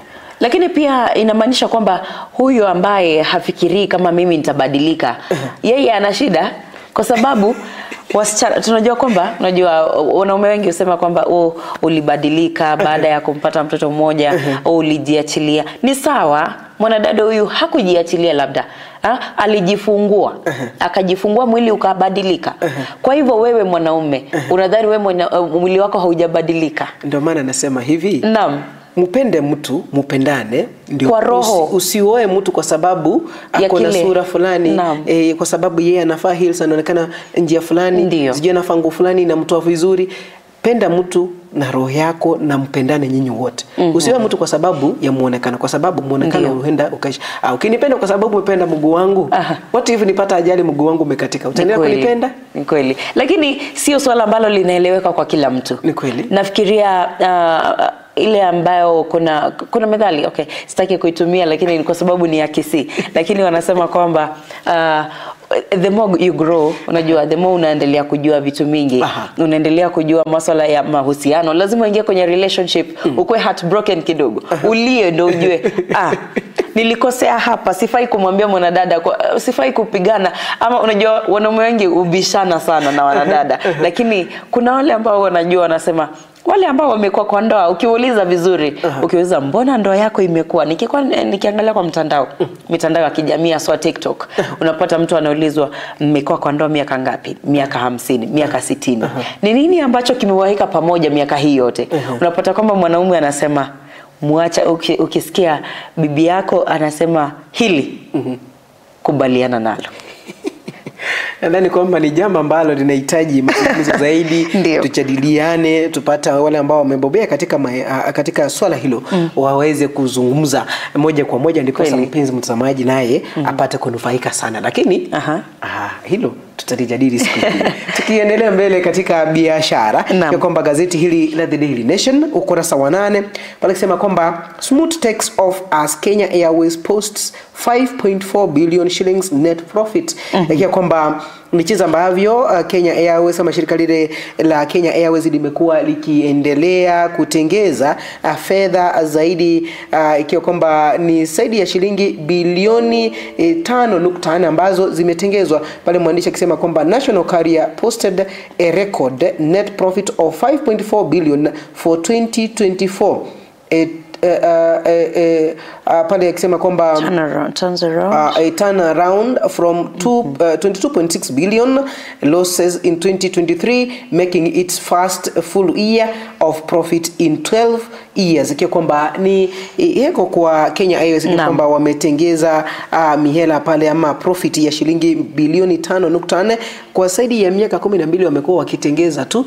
Kila mwaka ni kupoteza. Lakini taarifa hizo kwa kina, mpenzi mtazamaji, basi utakuwa unasoma katika gazeti hili la The Daily Nation ukurasa wa 8 ili ufahamu ni kipi kile ambacho kimeangaziwa kwa undani zaidi. Naam, mpenzi mtazamaji, tutakuwa tunachukua mapumziko mafupi, lakini kidogo nipitie jumbe zenu kwenye mtandao wa Facebook. Naona Ocharo William anasema ako tuned in kutoka Sensi.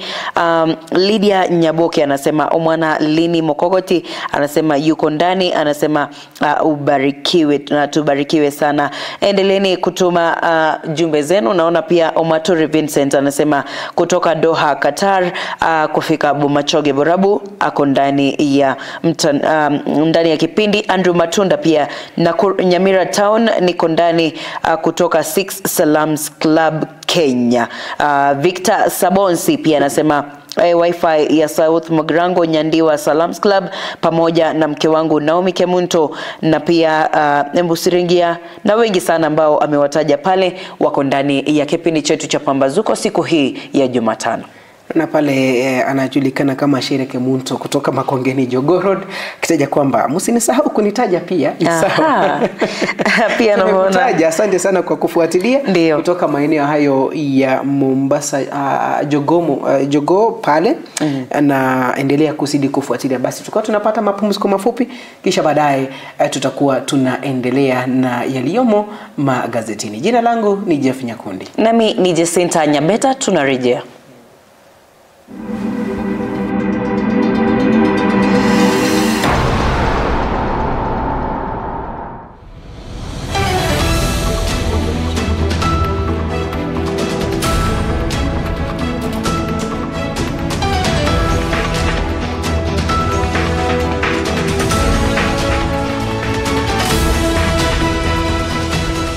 Unatazama Ndizi TV Africa. Yaenya sembo, inienya sembo, mulinya sembo, luongenya sembo, bernenonya. Mpenzi mtazamaji wa runinga ya Ndizi TV Africa, usikose kuungana nami kila siku ya wiki kuanzia Jumatatu hadi Ijumaa, kuanzia mida ya saa 10:30 hadi saa 1. Waswahili husema mbio ya mgambo ikilia kuna jambo. Kwa hivyo ni muziki na kipindi ni Ngoma Kikwetu. Utapenda rafiki yangu. Katika Ngoma Kikwetu nitakuletea miziki mbalimbali, miziki kadha wa kadha. Ndio kusema kwa mfano nitakuletea ngoma kama vile Oangira Beat Ido, Mulinya sembo, luongenya sembo. Alafu kisha baadaye nikuletee ile inaitwa Mugidi. Wimeze mbayone Yama undo aya metagwando. Na kuna ile ambayo inaitwa Chingero, ile ambayo zinaendwa kuendwa. Mbwato magongo totenge mbwato magongo. Ayo mbwato magongo totengo mbwato magongo. Mbali na hapo nitaruka milima na maponde ni kuleta ngoma hizo live on television. Usisahau ya kwamba Ngoma Kikwetu uletwa kwako na Papa Siko the Bad Enyoni. Twende asabana nyachete, twende asabana nyachete. Oyo Papa Siko.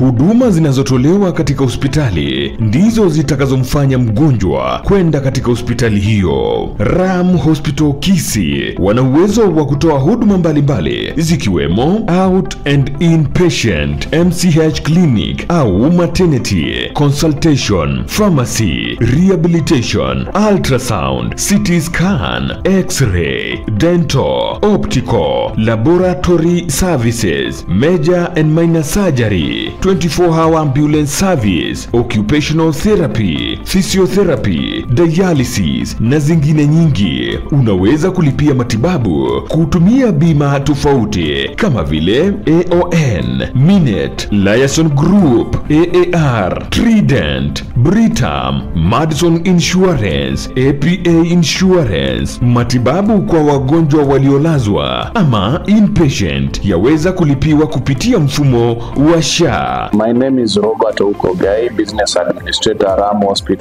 Kisii. I want to welcome all those people who are registered with SHA to come for inpatient treatment and also dialysis. All services are covered with SHA except outpatient services. Karibu mpate matibabu ya hali ya juu kutoka kwa madaktari na wauguzi wetu. Kwa mengi zaidi, tupigie simu kwa nambari 0705239289 au tutembelee katika mji wa Kisii karibu na Kisii Law Courts. Ram Hospital Kisii. Health first and health always.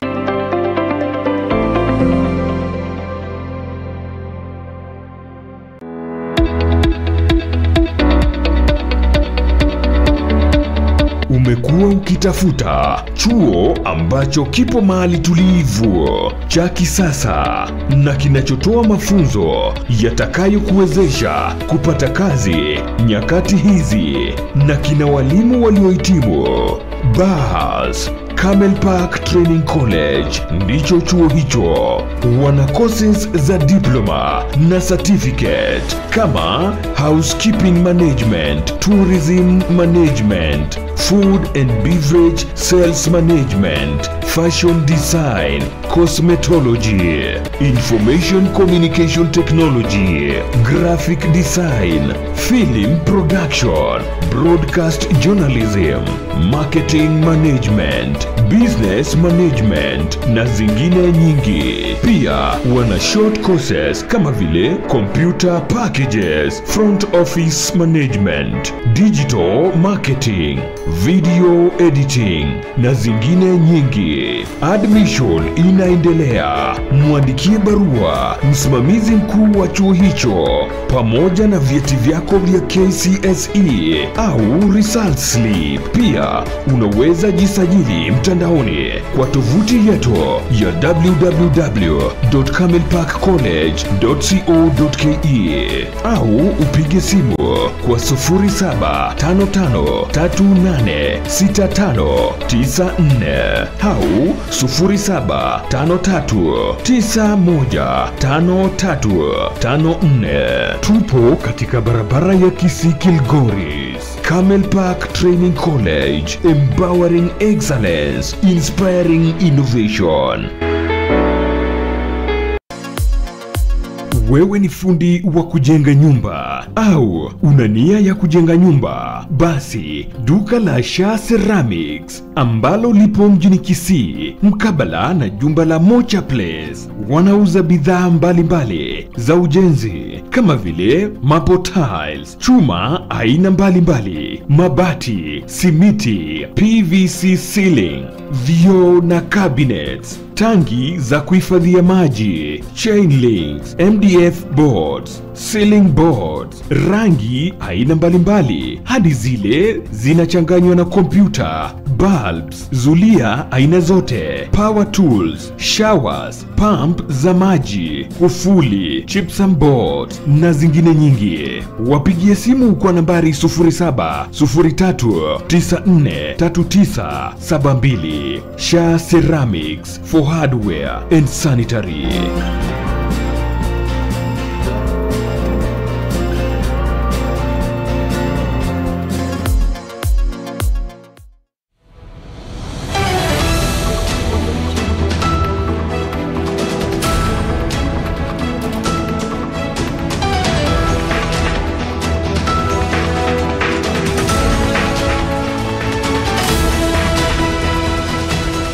Unatazama Ndizi TV.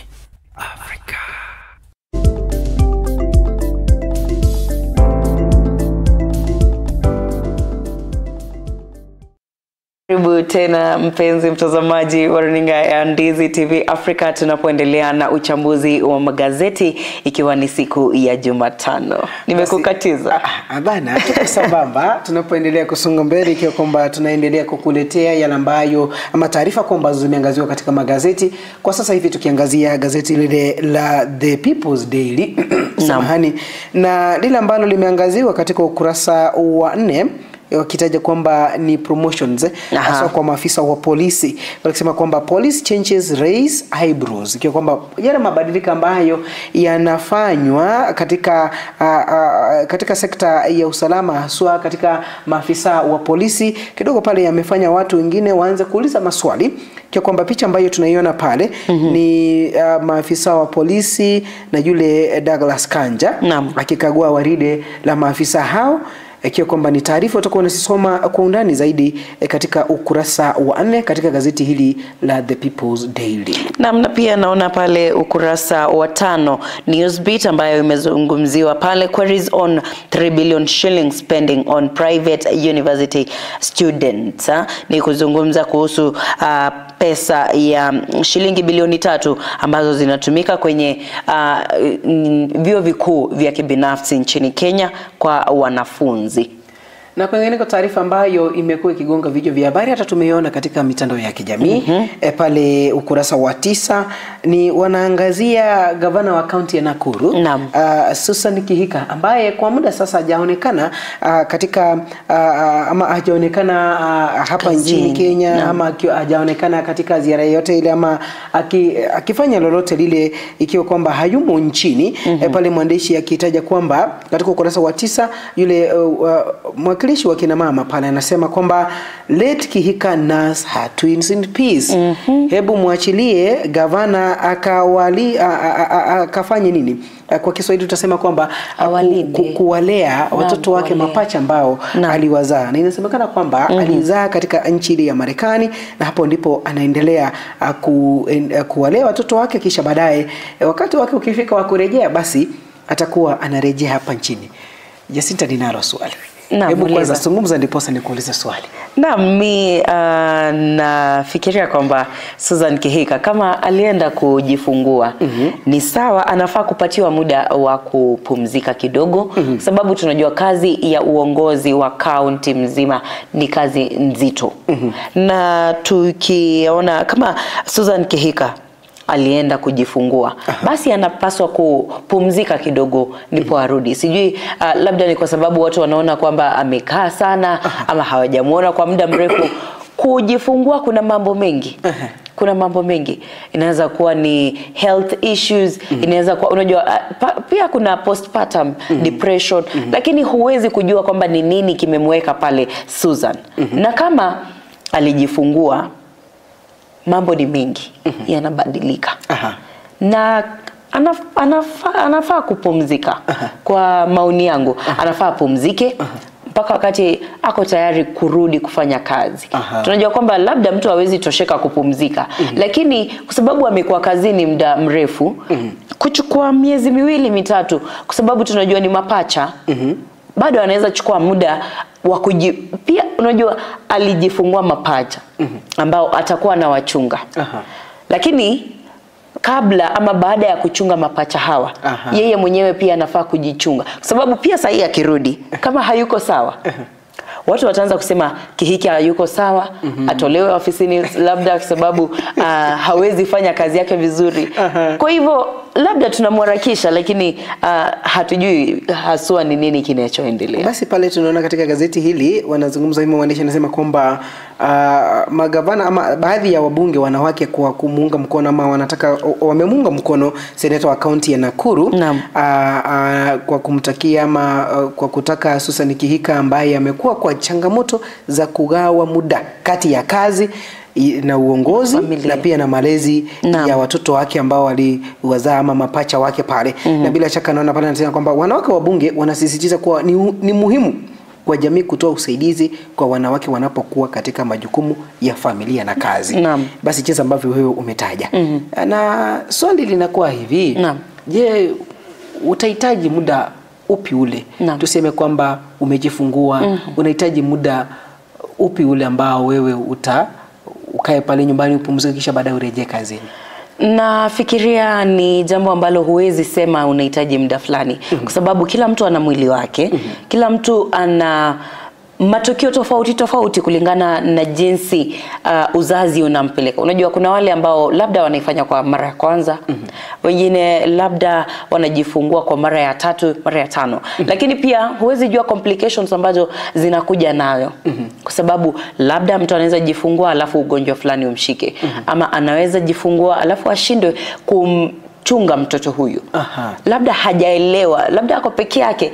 Kwa sababu unajua kwa sasa hatujui kama Kihika ako peke yake, ana baba watoto, watoto wake wako sawa. Sababu unajua kwanza sio mtoto mmoja, ni watoto wawili wamekuja pamoja. Kwa hivyo nafikiria ni jambo ambalo huwezi kulisema kwamba mimi baada ya kuzaa mwezi mmoja nitakuwa nimerudi kazini ama nitakuwa nimerejea kazini. Huwezi jua kwa sababu ni jambo ambalo linafuata na mtu na experience pia na kama ako na ile support ambayo anahitaji kwa sababu kama mtu tuseme kama wanadada ambao wanajifungua peke yao bila support ya baba mtoto ama support ya familia, unajua kuna mambo mengi yanaendelea kwa familia zetu.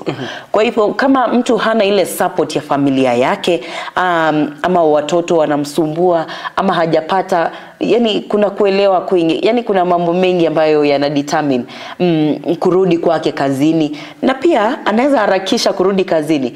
Akirudi kazini ashindwe kuifanya kwa sababu labda akianza kwenda kazini kuna ile mother child bond ambayo inafaa kuhakikishwa kati ya mtoto na mama.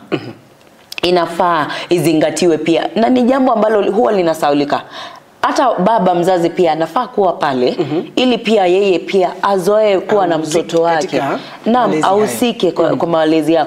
Labda wakati mama amelala na mtoto pia anaendelea kula ama amelala pia, baba anaweza muangalilia mtoto kidogo ili mama pia apumzike. Naam. Ni kweli jinsi ambavyo unasema, na hapa Kenya tunajua kwamba ni kwamba utapewa leave ya miezi 3 ama mapumziko ya miezi 3. Na pia mume naye atapatiwa wakati. Kwamba ni sheria ambayo ilipitishwa katika bunge kwamba ikiwa tumeoana umezaa miezi ile 3 ambayo utakaa nyumbani, nami nitakuwa na nafasi ya kukaa nawe. Lakini basi hayo ni kutoka kaunti ya Nakuru, kwa kwamba wengi tu wamekuwa wakizungumza na kuuliza swali. Hatujamuona gavana wetu kwa muda sasa. Nadhani kwamba mambo yote kwa wale wakazi wa kaunti ya Nakuru ambao wanaendelea kufuatilia mambo yote, nadhani kwamba yote yapo sambamba kabisa. Lakini pia kuongezea pia ni kuwakumbusha tu wananchi kwamba kwenda kujifungua sio makosa. Sababu kwa sasa unajua watu wameanza kusema ni kama kidogo wanamtaka arudi nyumbani. Tukumbuke kwamba alijifungulia mbali na nyumbani.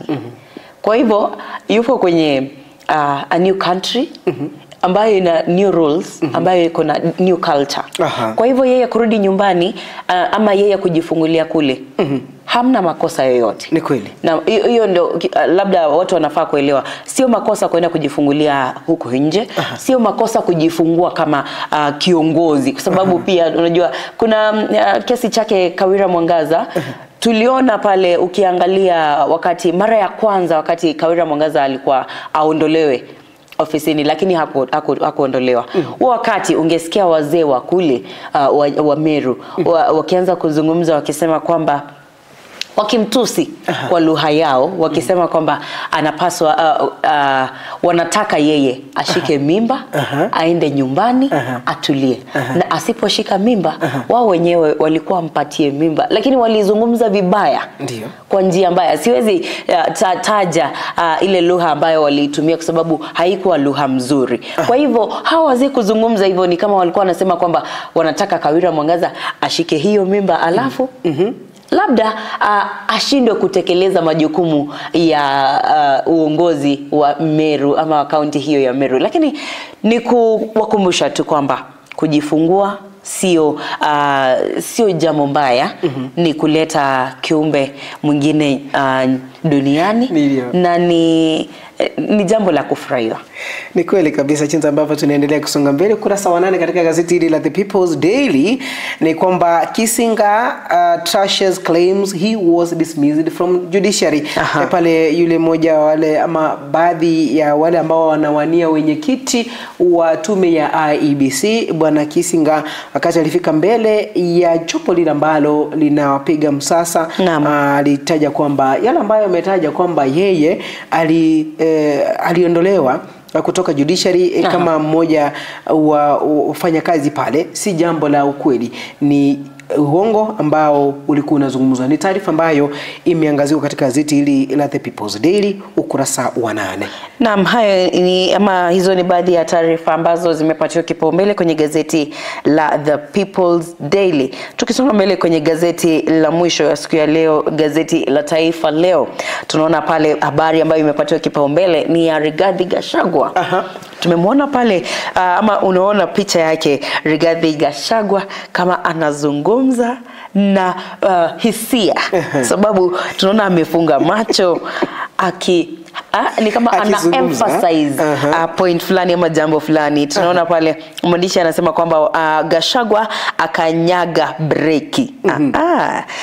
Akisema kwenye ukurasa wa 2, mwandishi anasema kwamba aliyekuwa naibu wa rais amechelea kutumia maneno makali dhidi ya Rais Ruto, akisema kiongozi wa taifa yu huru kufanya ziara katika eneo la Mlima Kenya ili awahakikishie wananchi atakamilisha miradi iliyoanzwa na Rais mstaafu Uhuru Kenyatta na ile aliahidi mwenyewe. Pia hahojiwi na vituo vya redio kama awali. Naam, nafikiria kwamba mwandishi anatukumbusha tu kwamba kwa sasa tumekuwa tukimuona aliyekuwa naibu wa rais Rigathi Gachagua ametulia, kwa sababu hatujamsikia kwanza siku hizi za hivi majuzi wiki hii baada ya kwenda kanisani pale ambapo hawakuongea kwenye kanisa ile ya Kianglikana. Hatujamuona Rigathi Gachagua akizungumza, lakini hapa mwandishi anatuambia kwamba kiongozi huyu kwa sasa ametulia kidogo, ni kama anampatia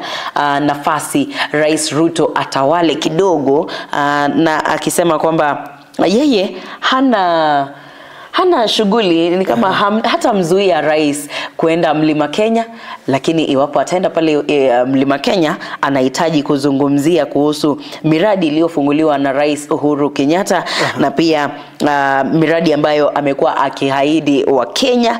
Na pia tumekuwa tukiona kiongozi huyu hajahojiwa, kwa sababu tulikuwa tunaona akitaka kuzungumza na waandishi habari anawaita tu, anawaambia nina jambo na anazungumza. Na pale tumeona kwamba wale washirika wake wa karibu wanadai kwamba hatua hii ya kimkakati ya kuhakikisha kwamba wapinzani wasije wakatumia hotuba zake kama silaha kumwangamiza. Kumbuka kwamba siku za hivi ama siku za hapo nyuma ikiwa kwamba alikuwa anazungumza, ni mtu alikuwa anaonekana kwamba ni mtu anarobokwa yale mengi ambayo anayataja, akisema kwamba hili ndilo ambalo Rais William Samoei Ruto alitia sahihi na watu kutoka eneo la Central Kenya. Hili ndilo ambalo Rais William Samoei Ruto alizungumza na watu kutoka maeneo fulani. Kwa kwamba ni viongozi wa maeneo hayo sasa kidogo wanaonekana kwamba kila ambacho walikuwa wameahidiwa hakijafanya na wametulia tu. Lakini ikiwa kwamba ni mikakati ambayo imewekwa ya kuhakikisha kwamba wale wapinzani wake wasije wakitumia hiyo ama matamshi yake kama silaha, ikiwa kwamba ni taarifa ambayo tutakuwa unaipata katika ukurasa wa 2 pale. Na tukiendelea mbele katika vidokezo zaidi ni kwamba tukiangalia ukurasa wa 3, tumeona hapo juu rais akiwa ni kama ni picha anasalimia watu, kisha baadaye mwandishi ameandika hivi: karibu mlimani lakini alama ya dukuduku. Karibu lakini hautabadili msimamo, wakaazi waambia Ruto kwamba ndio njoo lakini hatutabadili msimamo wetu. Ikiwa kwamba ni jambo ambalo tulikuwa tunaona chiza ambavyo atakuwa anapokelewa kwanza, yale ambayo atayazungumza ikiwa kwamba kuna kazi ambazo zilikuwa zimeanzishwa na rais mstaafu Uhuru Muigai Kenyatta, kama zitakuwa zinaendelea, ikiwa kwamba miradi tofauti kutoka eneo lile la Mlima Kenya.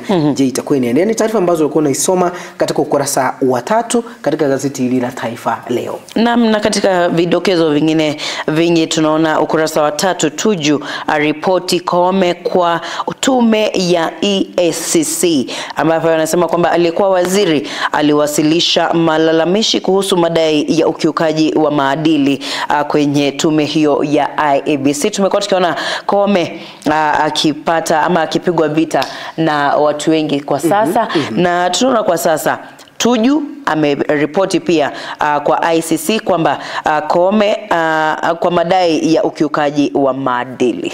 Basi tukiendelea kusonga mbele, ukurasa wa 4 baada ya taarifa hiyo ya Tuju kuripoti Koome kwa EACC, ni kwamba ukurasa wa 4 ni afueni vituo vikiongezeka baharini.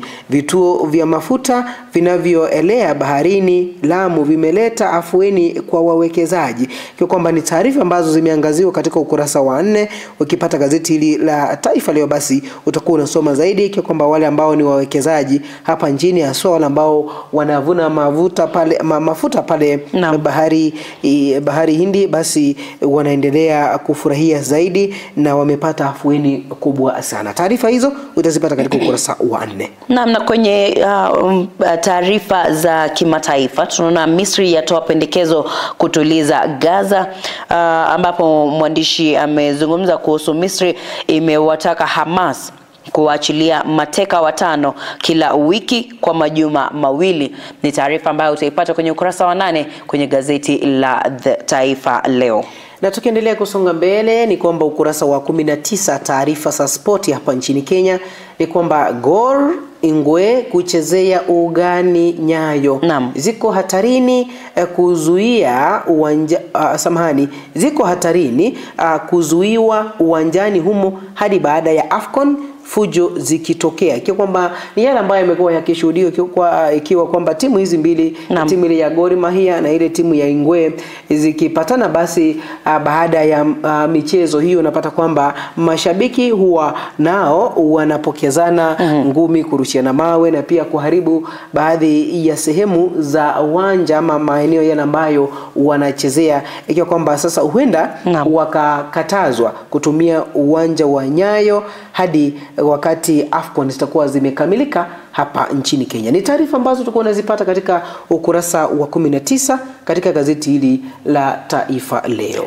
Ni baadhi ya taarifa ambazo zimepatiwa kipaumbele kwenye gazeti nchini Kenya, ama gazeti ambazo zinauzwa kwa wingi nchini Kenya, ambapo tumezungumzia gazeti la Taifa Leo, The People's Daily, The Standard pamoja na The Daily Nation.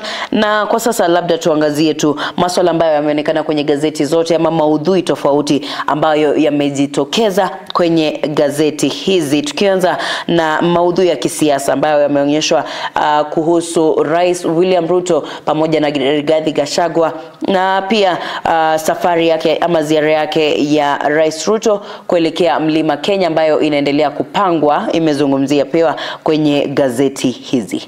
Basi na jambo la usalama, ikiwa kwamba kuna gazeti moja lilikuwa limeangazia kudhorora kwa usalama na kuonekana kwamba yule waziri wa ulinzi wa ndani ama usalama wa ndani hapa nchini Kipchumba Murkomen kuonekana kwamba kidogo amelala, ikiwa ni yale ambayo yamekuwa yakitendeka haswa mwaka huu, ikiwa kwamba kuna maafisa wa polisi ambao wameuawa na wale ambao wanashukiwa kwamba ni kundi la Al-Shabaab, na kwingineko kuna machifu ambao walitekwa nyara, na pia pale North Rift ikiwa kwamba usalama unaendelea kudorora, haswa wezi wa ng'ombe ukiendelea kufanywa katika eneo hili, kwamba usalama kwa ujumla umezungumziwa katika magazeti karibu yote asubuhi ya leo. Na kwenye masuala ya kisheria pia tumeona gazeti la The Daily Nation lilizungumzia ama liliangazia jinsi sheria ama wanasheria wanaendelea kuvunja sheria kwa kuongeza ama kwa kulipisha kaunti tofauti hela nyingi ili kuwasimamia kwenye kesi tofauti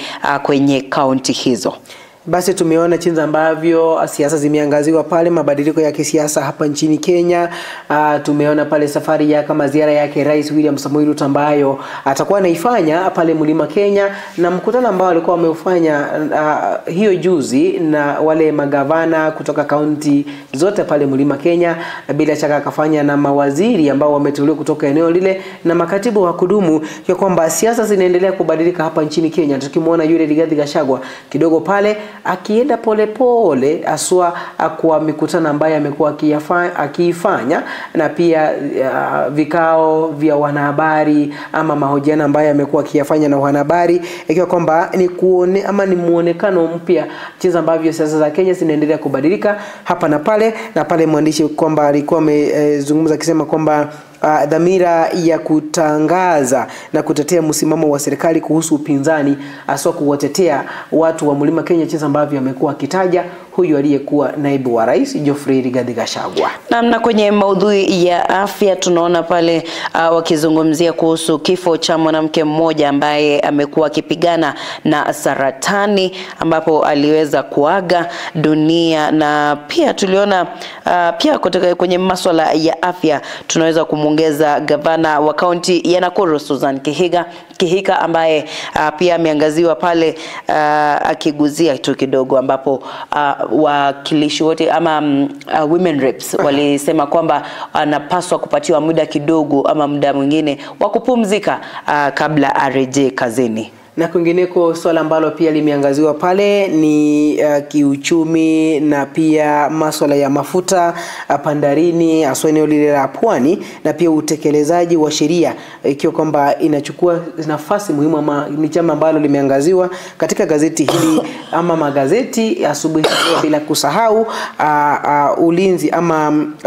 taarifa za kimataifa, ambako pale mwandishi ameangazia pendekezo la Misri kuhusu amani katika eneo lile la Gaza. Na pia kwenye kilimo na biashara tukaona mwandishi wa The Standard alizungumzia kuhusu mbolea mbaya ama mbolea ambayo wakulima walikuwa wanapaswa kupewa ambayo hawakupewa, ambapo pia tulizungumzia kuhusu mbolea feki ambazo zimekuwa zikisambazwa nchini Kenya.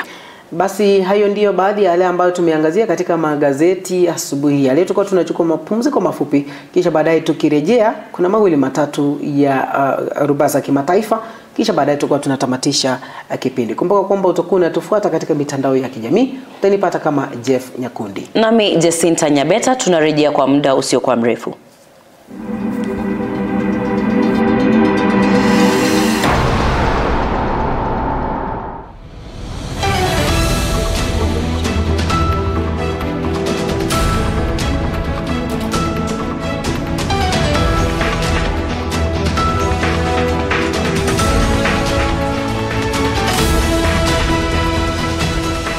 Unatazama Ndizi TV Africa. At the end of the day, the goals are simple: safety and security. Welcome to Young Force Services K Limited, where we provide high-quality technology-based security services such as alarm systems, CCTVs, fire backups, and many more. We believe security begins with warm attitude and a productive relationship with the people. At Young Force Services K Limited, we offer affordable prices for residential properties, industrial properties, commercial properties, institutions, and hospitals. We are committed to providing reliable quality protection to a variety of industries through custom design strategies, expertly trained security guards, and excellent customer services. For more information, call 0795 518 989 or 0735 364 418 or 0781 518 989. Email youngforceserviceskltd@gmail.com or onimwell123@gmail.com or info@yfsltd.co.ke. Visit our website www.yfsltd.co.ke. or visit our office in Milimani Estate next to Ogra Foundation or Azimio Business Complex opposite Palmas Hotel. Young Force Services K Limited, we believe in security with a human touch.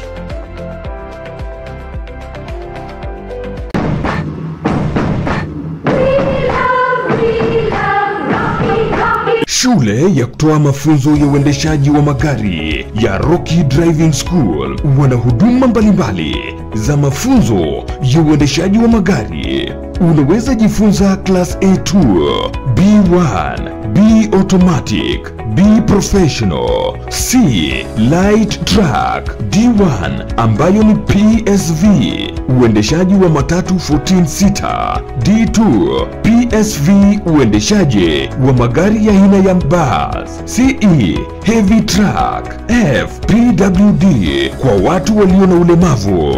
Pia wana short courses za PCD na B executive. Uzuri wa kujifunza kuendesha gari na Rocky Driving School ni kwamba classes zao ziko flexible kabisa na ni wakati wowote kwa siku. Wako approved na shirika la NTSA. Kuna mafunzo ya kuendesha mezani, wana basic mechanics, basic first aid na mengine mengi. Mjini Kisii wapo jumba la Market Plaza next to Uhuru Plaza. Nyakohe wako Kiuge Junction. Nyamira Rocky Driving School wako at Manga Building Sama Petrol Station, na Ugembo wako mita 100 kutoka barabara kuu ya Mosora, na pia wako Kilgoris Town. Wana special offers kwa form 4 school leavers. Kwa mengi zaidi mpigie simu manager wa Rocky Driving School.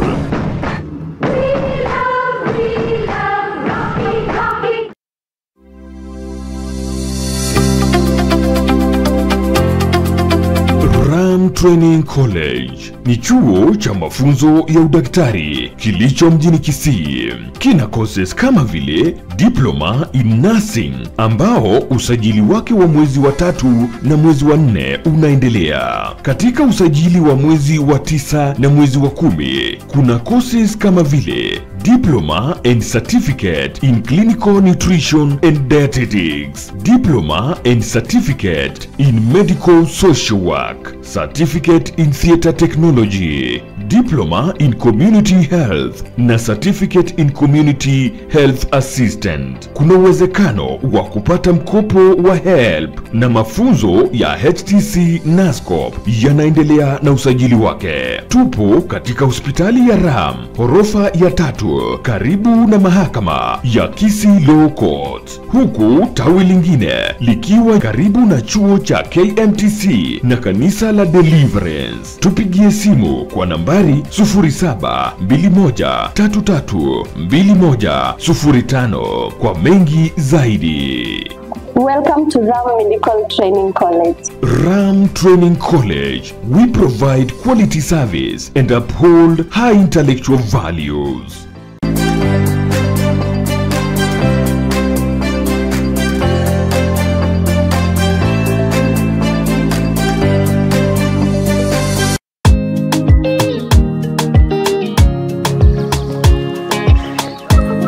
Vipi inakuwaje Mr. Practical Daddy pia nakwambia ndani ya Ndizi TV Africa. Bana nakwambia kuna kipindi kinakuja moto juu ya fire kabisa. Jina kamili sema ni The Urban Blaze, mtu wangu. Itakuwa pale inaanza siku ya Jumatatu mpaka ifikapo siku ya Ijumaa, yani Monday to Friday pale moja kwa moja, yani bana kuanzia pale saa 7:30 mpaka ifikapo saa 10 ya jioni, mtu wangu. Yani bana kutawaka moto tena zaidi. Za kusaga kajiri, sakata segere singeli, Mungu yako sawa, nijashiba kukukuku, hey, chote ni choyo.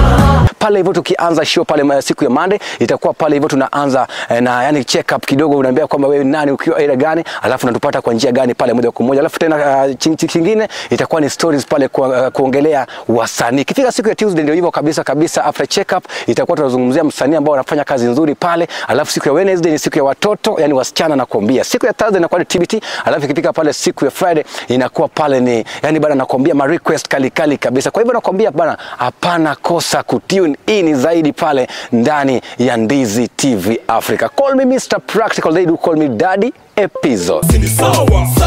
Tupatane live. Sini sawa Kenya mkopo wa mkofiti na sini sawa Asini sawa mafuta silipanda tukavuka Uganda.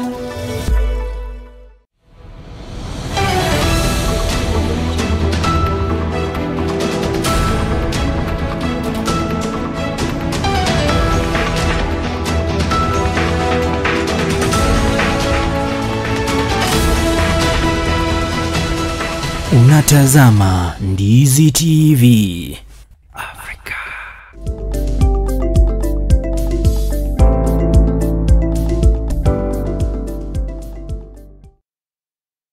Karibu tena, ikiwa kwamba ni awamu ya mwisho tunayoendelea katika kipindi chetu cha Pambazuko asubuhi ya leo, ikiwa kwamba unafuatilia Ndizi TV. Kumbuka kwamba utatupata katika mitandao yetu ya kijamii kama Ndizi TV News Digital pale Facebook. Naam, kwenye YouTube, Instagram pamoja na TikTok @Ndizi TV News. Na kwingineko utazungumza nasi kupitia mtandao wa WhatsApp na bila shaka kupitia SMS ama ujumbe mfupi kwa nambari zetu 0792192834. Naam, tovuti yetu ni www.ndizitv.co.ke.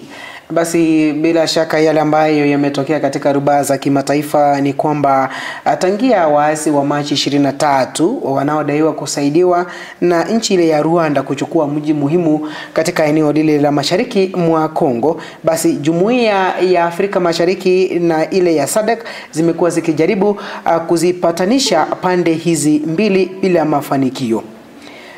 Na hayo yakijiri ni kwamba siku chache ambazo zimepita tangu siku ya Angola kupanga kufanya mapatanisho kati ya nchi hizo mbili, na pia mapatanisho kati ya waasi wa Machi 23 na serikali yake Felix Tshisekedi ambayo ni nchi ya demokrasia ya Kongo ama kukataa kuingia katika makubaliano hayo. Basi tuliona pale Amiri wa Katari aliwaunganisha hao wawili. Basi Felix Tshisekedi na mwenzake wa Rwanda Paul Kagame walikutana pale Qatar na kukubaliana kutubilia mbali msozo ambao umekuwa ukiendelea katika nchi hizo mbili, na pia aswa nchi ile ya demokrasia ya Kongo DRC, ikiwa kwamba ni machafuko ambayo yamekuwa yakishuhudiwa kati ya waasi wa Machi 23 na maafisa ama na jeshi la nchi ile ya kidemokrasia ya Kongo.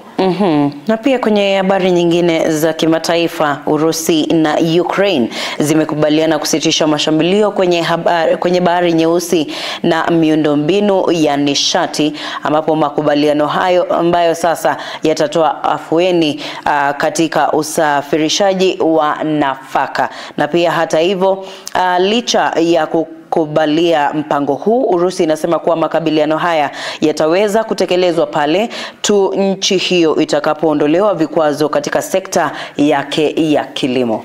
Basi kia kwamba hayo ni baadhi ya yale ambayo yametokea katika rubaa za kimataifa, na tutakuwa tunaendelea kufuatilia taarifa nyingi za aina hiyo, tukupashe, tukufahamishe yale yote ambayo yameendelea, kwa kwamba ndipo tunafika tamati wa kipindi chetu asubuhi ya leo. Wewe mpenzi mtazamaji ambaye umekuwa ukifuatilia, tukikushukuru kabisa kwa kuwa nasi tangia asubuhi mida ile ya saa 12 hadi sasa hivi, wakati ambapo tupo karibu kutamatisha. Naam, naona kwamba tunatarajia jua kuchomoza siku ya leo kwa sababu kuna baridi, lakini natumaini kwamba umeweza kujijuza na kujua mengi ambayo yanaendelea nchini Kenya kutoka kwa yaliyojiri ambayo tulikupa hapo kwenye awamu ya kwanza. Lakini unajua kwamba hapa ndani ya Ndizi TV Africa tuko hapa kukupa matukio yote yanayotokea nchini Kenya kwa njia mwafaka na shwari kabisa.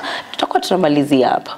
Nakumbuka kwamba utatupata katika mitandao ya kijamii pale Facebook kama Ndizi TV News Digital. Naam, kwenye tovuti yetu www.ndizitv.co.ke. Nakumbuka kwamba utazungumza nasi kupitia mtandao wa WhatsApp na pia ujumbe mfupi ama SMS kupitia nambari yetu 0792192834. Mitandao nyingine ya YouTube, Instagram, TikTok pamoja na X account utatupata @Ndizi TV News. Basi kwa mashabiki wote tunashukuru kwa kuwa nasi tangia mida ile ya saa 12 asubuhi hadi sasa hivi. Mimi jina langu ni Jeff Nyakundi, tupatane panapo majaliwa. Nami ni Jacinta Nyabeta, kwaheri.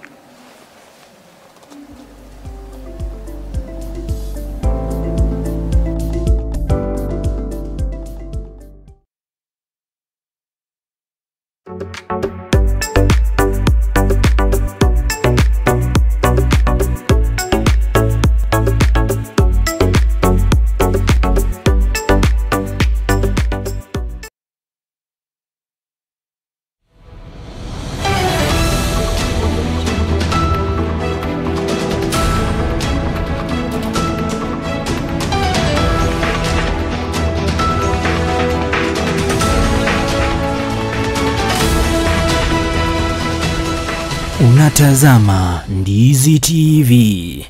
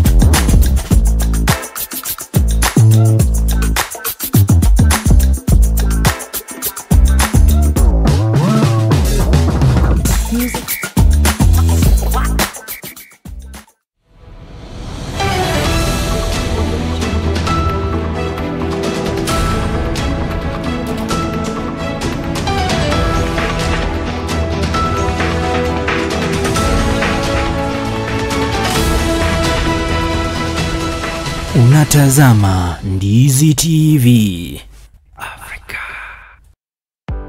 At the end of the day, the goals are simple: safety and security. Welcome to Young Force Services K Limited, where we provide high-quality technology-based security services such as alarm systems, CCTVs, fire backups, and many more. We believe security begins with warm attitude and a productive relationship with the people. At Young Force Services K Limited, we offer biddable prices for residential properties, industrial properties, commercial properties, institutions, and hospitals.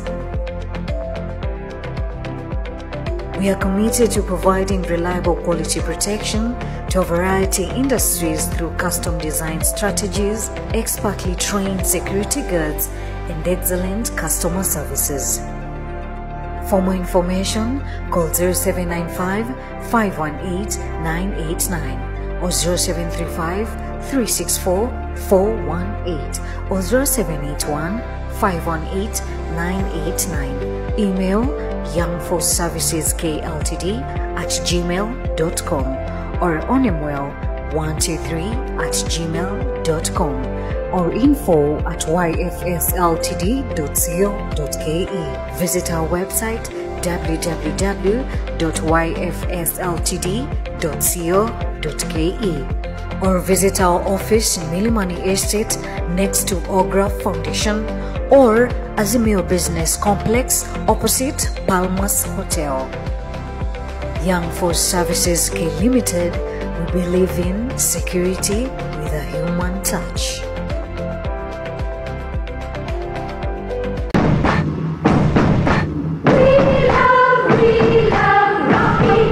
Shule ya kutoa mafunzo ya uendeshaji wa magari ya Rocky Driving School wana huduma mbalimbali za mafunzo ya uendeshaji wa magari. Unaweza jifunza class A2, B1, B automatic, B professional, C light truck, D1 ambayo ni PSV, uendeshaji wa matatu 14 sita, D2 PSV, uendeshaji wa magari ya aina ya bus, CE heavy truck, F PWD kwa watu walio na ulemavu. Pia wana short courses za PCD na B executive. Uzuri wa kujifunza kuendesha gari na Rocky Driving School ni kwamba classes zao ziko flexible kabisa na ni wakati wowote kwa siku. Wako approved na shirika la NTSA. Kuna mafunzo ya kuendesha mezani, wana basic mechanics, basic first aid na mengine mengi. Mjini Kisii wapo jumba la Market Plaza next to Uhuru Plaza. Nyakoe wako Kiuge Junction. Nyamira Rocky Driving School wako at Manga Building Sama Petrol Station, na Ugembo wako mita 100 kutoka barabara kuu ya Mosora, na pia wako Kilgoris Town. Wana special offers kwa Form 4 school leavers. Kwa mengi zaidi mpigie simu manager wa Rocky Driving School.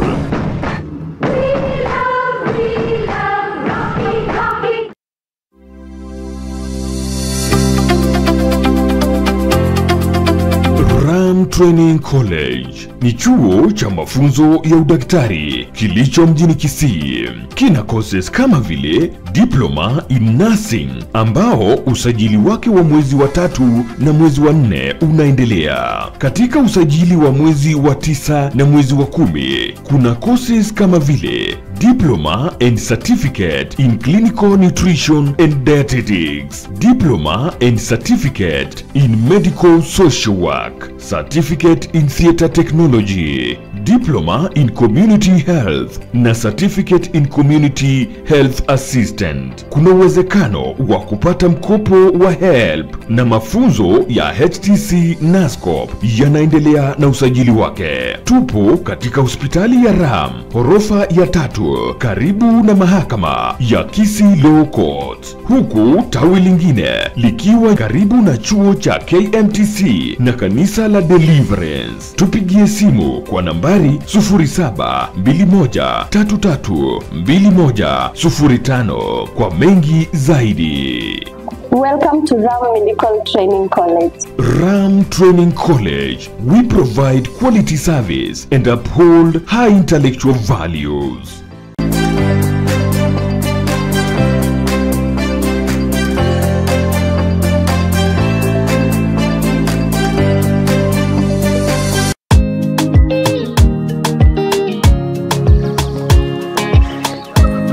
Vipi nakuaje Mr. Practical Daddy episode nakwambia ndani ya Ndizi TV Africa. Bana nakwambia kuna kipindi kinakuja moto juu ya fire kabisa. Jina kamili sema ni The Urban Blaze mtu wangu, itakuwa pale inaanza siku ya Jumatatu mpaka ifikapo siku ya Jumaa. Yani Monday to Friday pale moja kwa moja. Yani bana kuanzia pale saa 7:30 mpaka ifikapo saa 10 ya jioni mtu wangu. Yani bana kutawaka moto tena zaidi. Za kusaga kachiri, sakata segere singe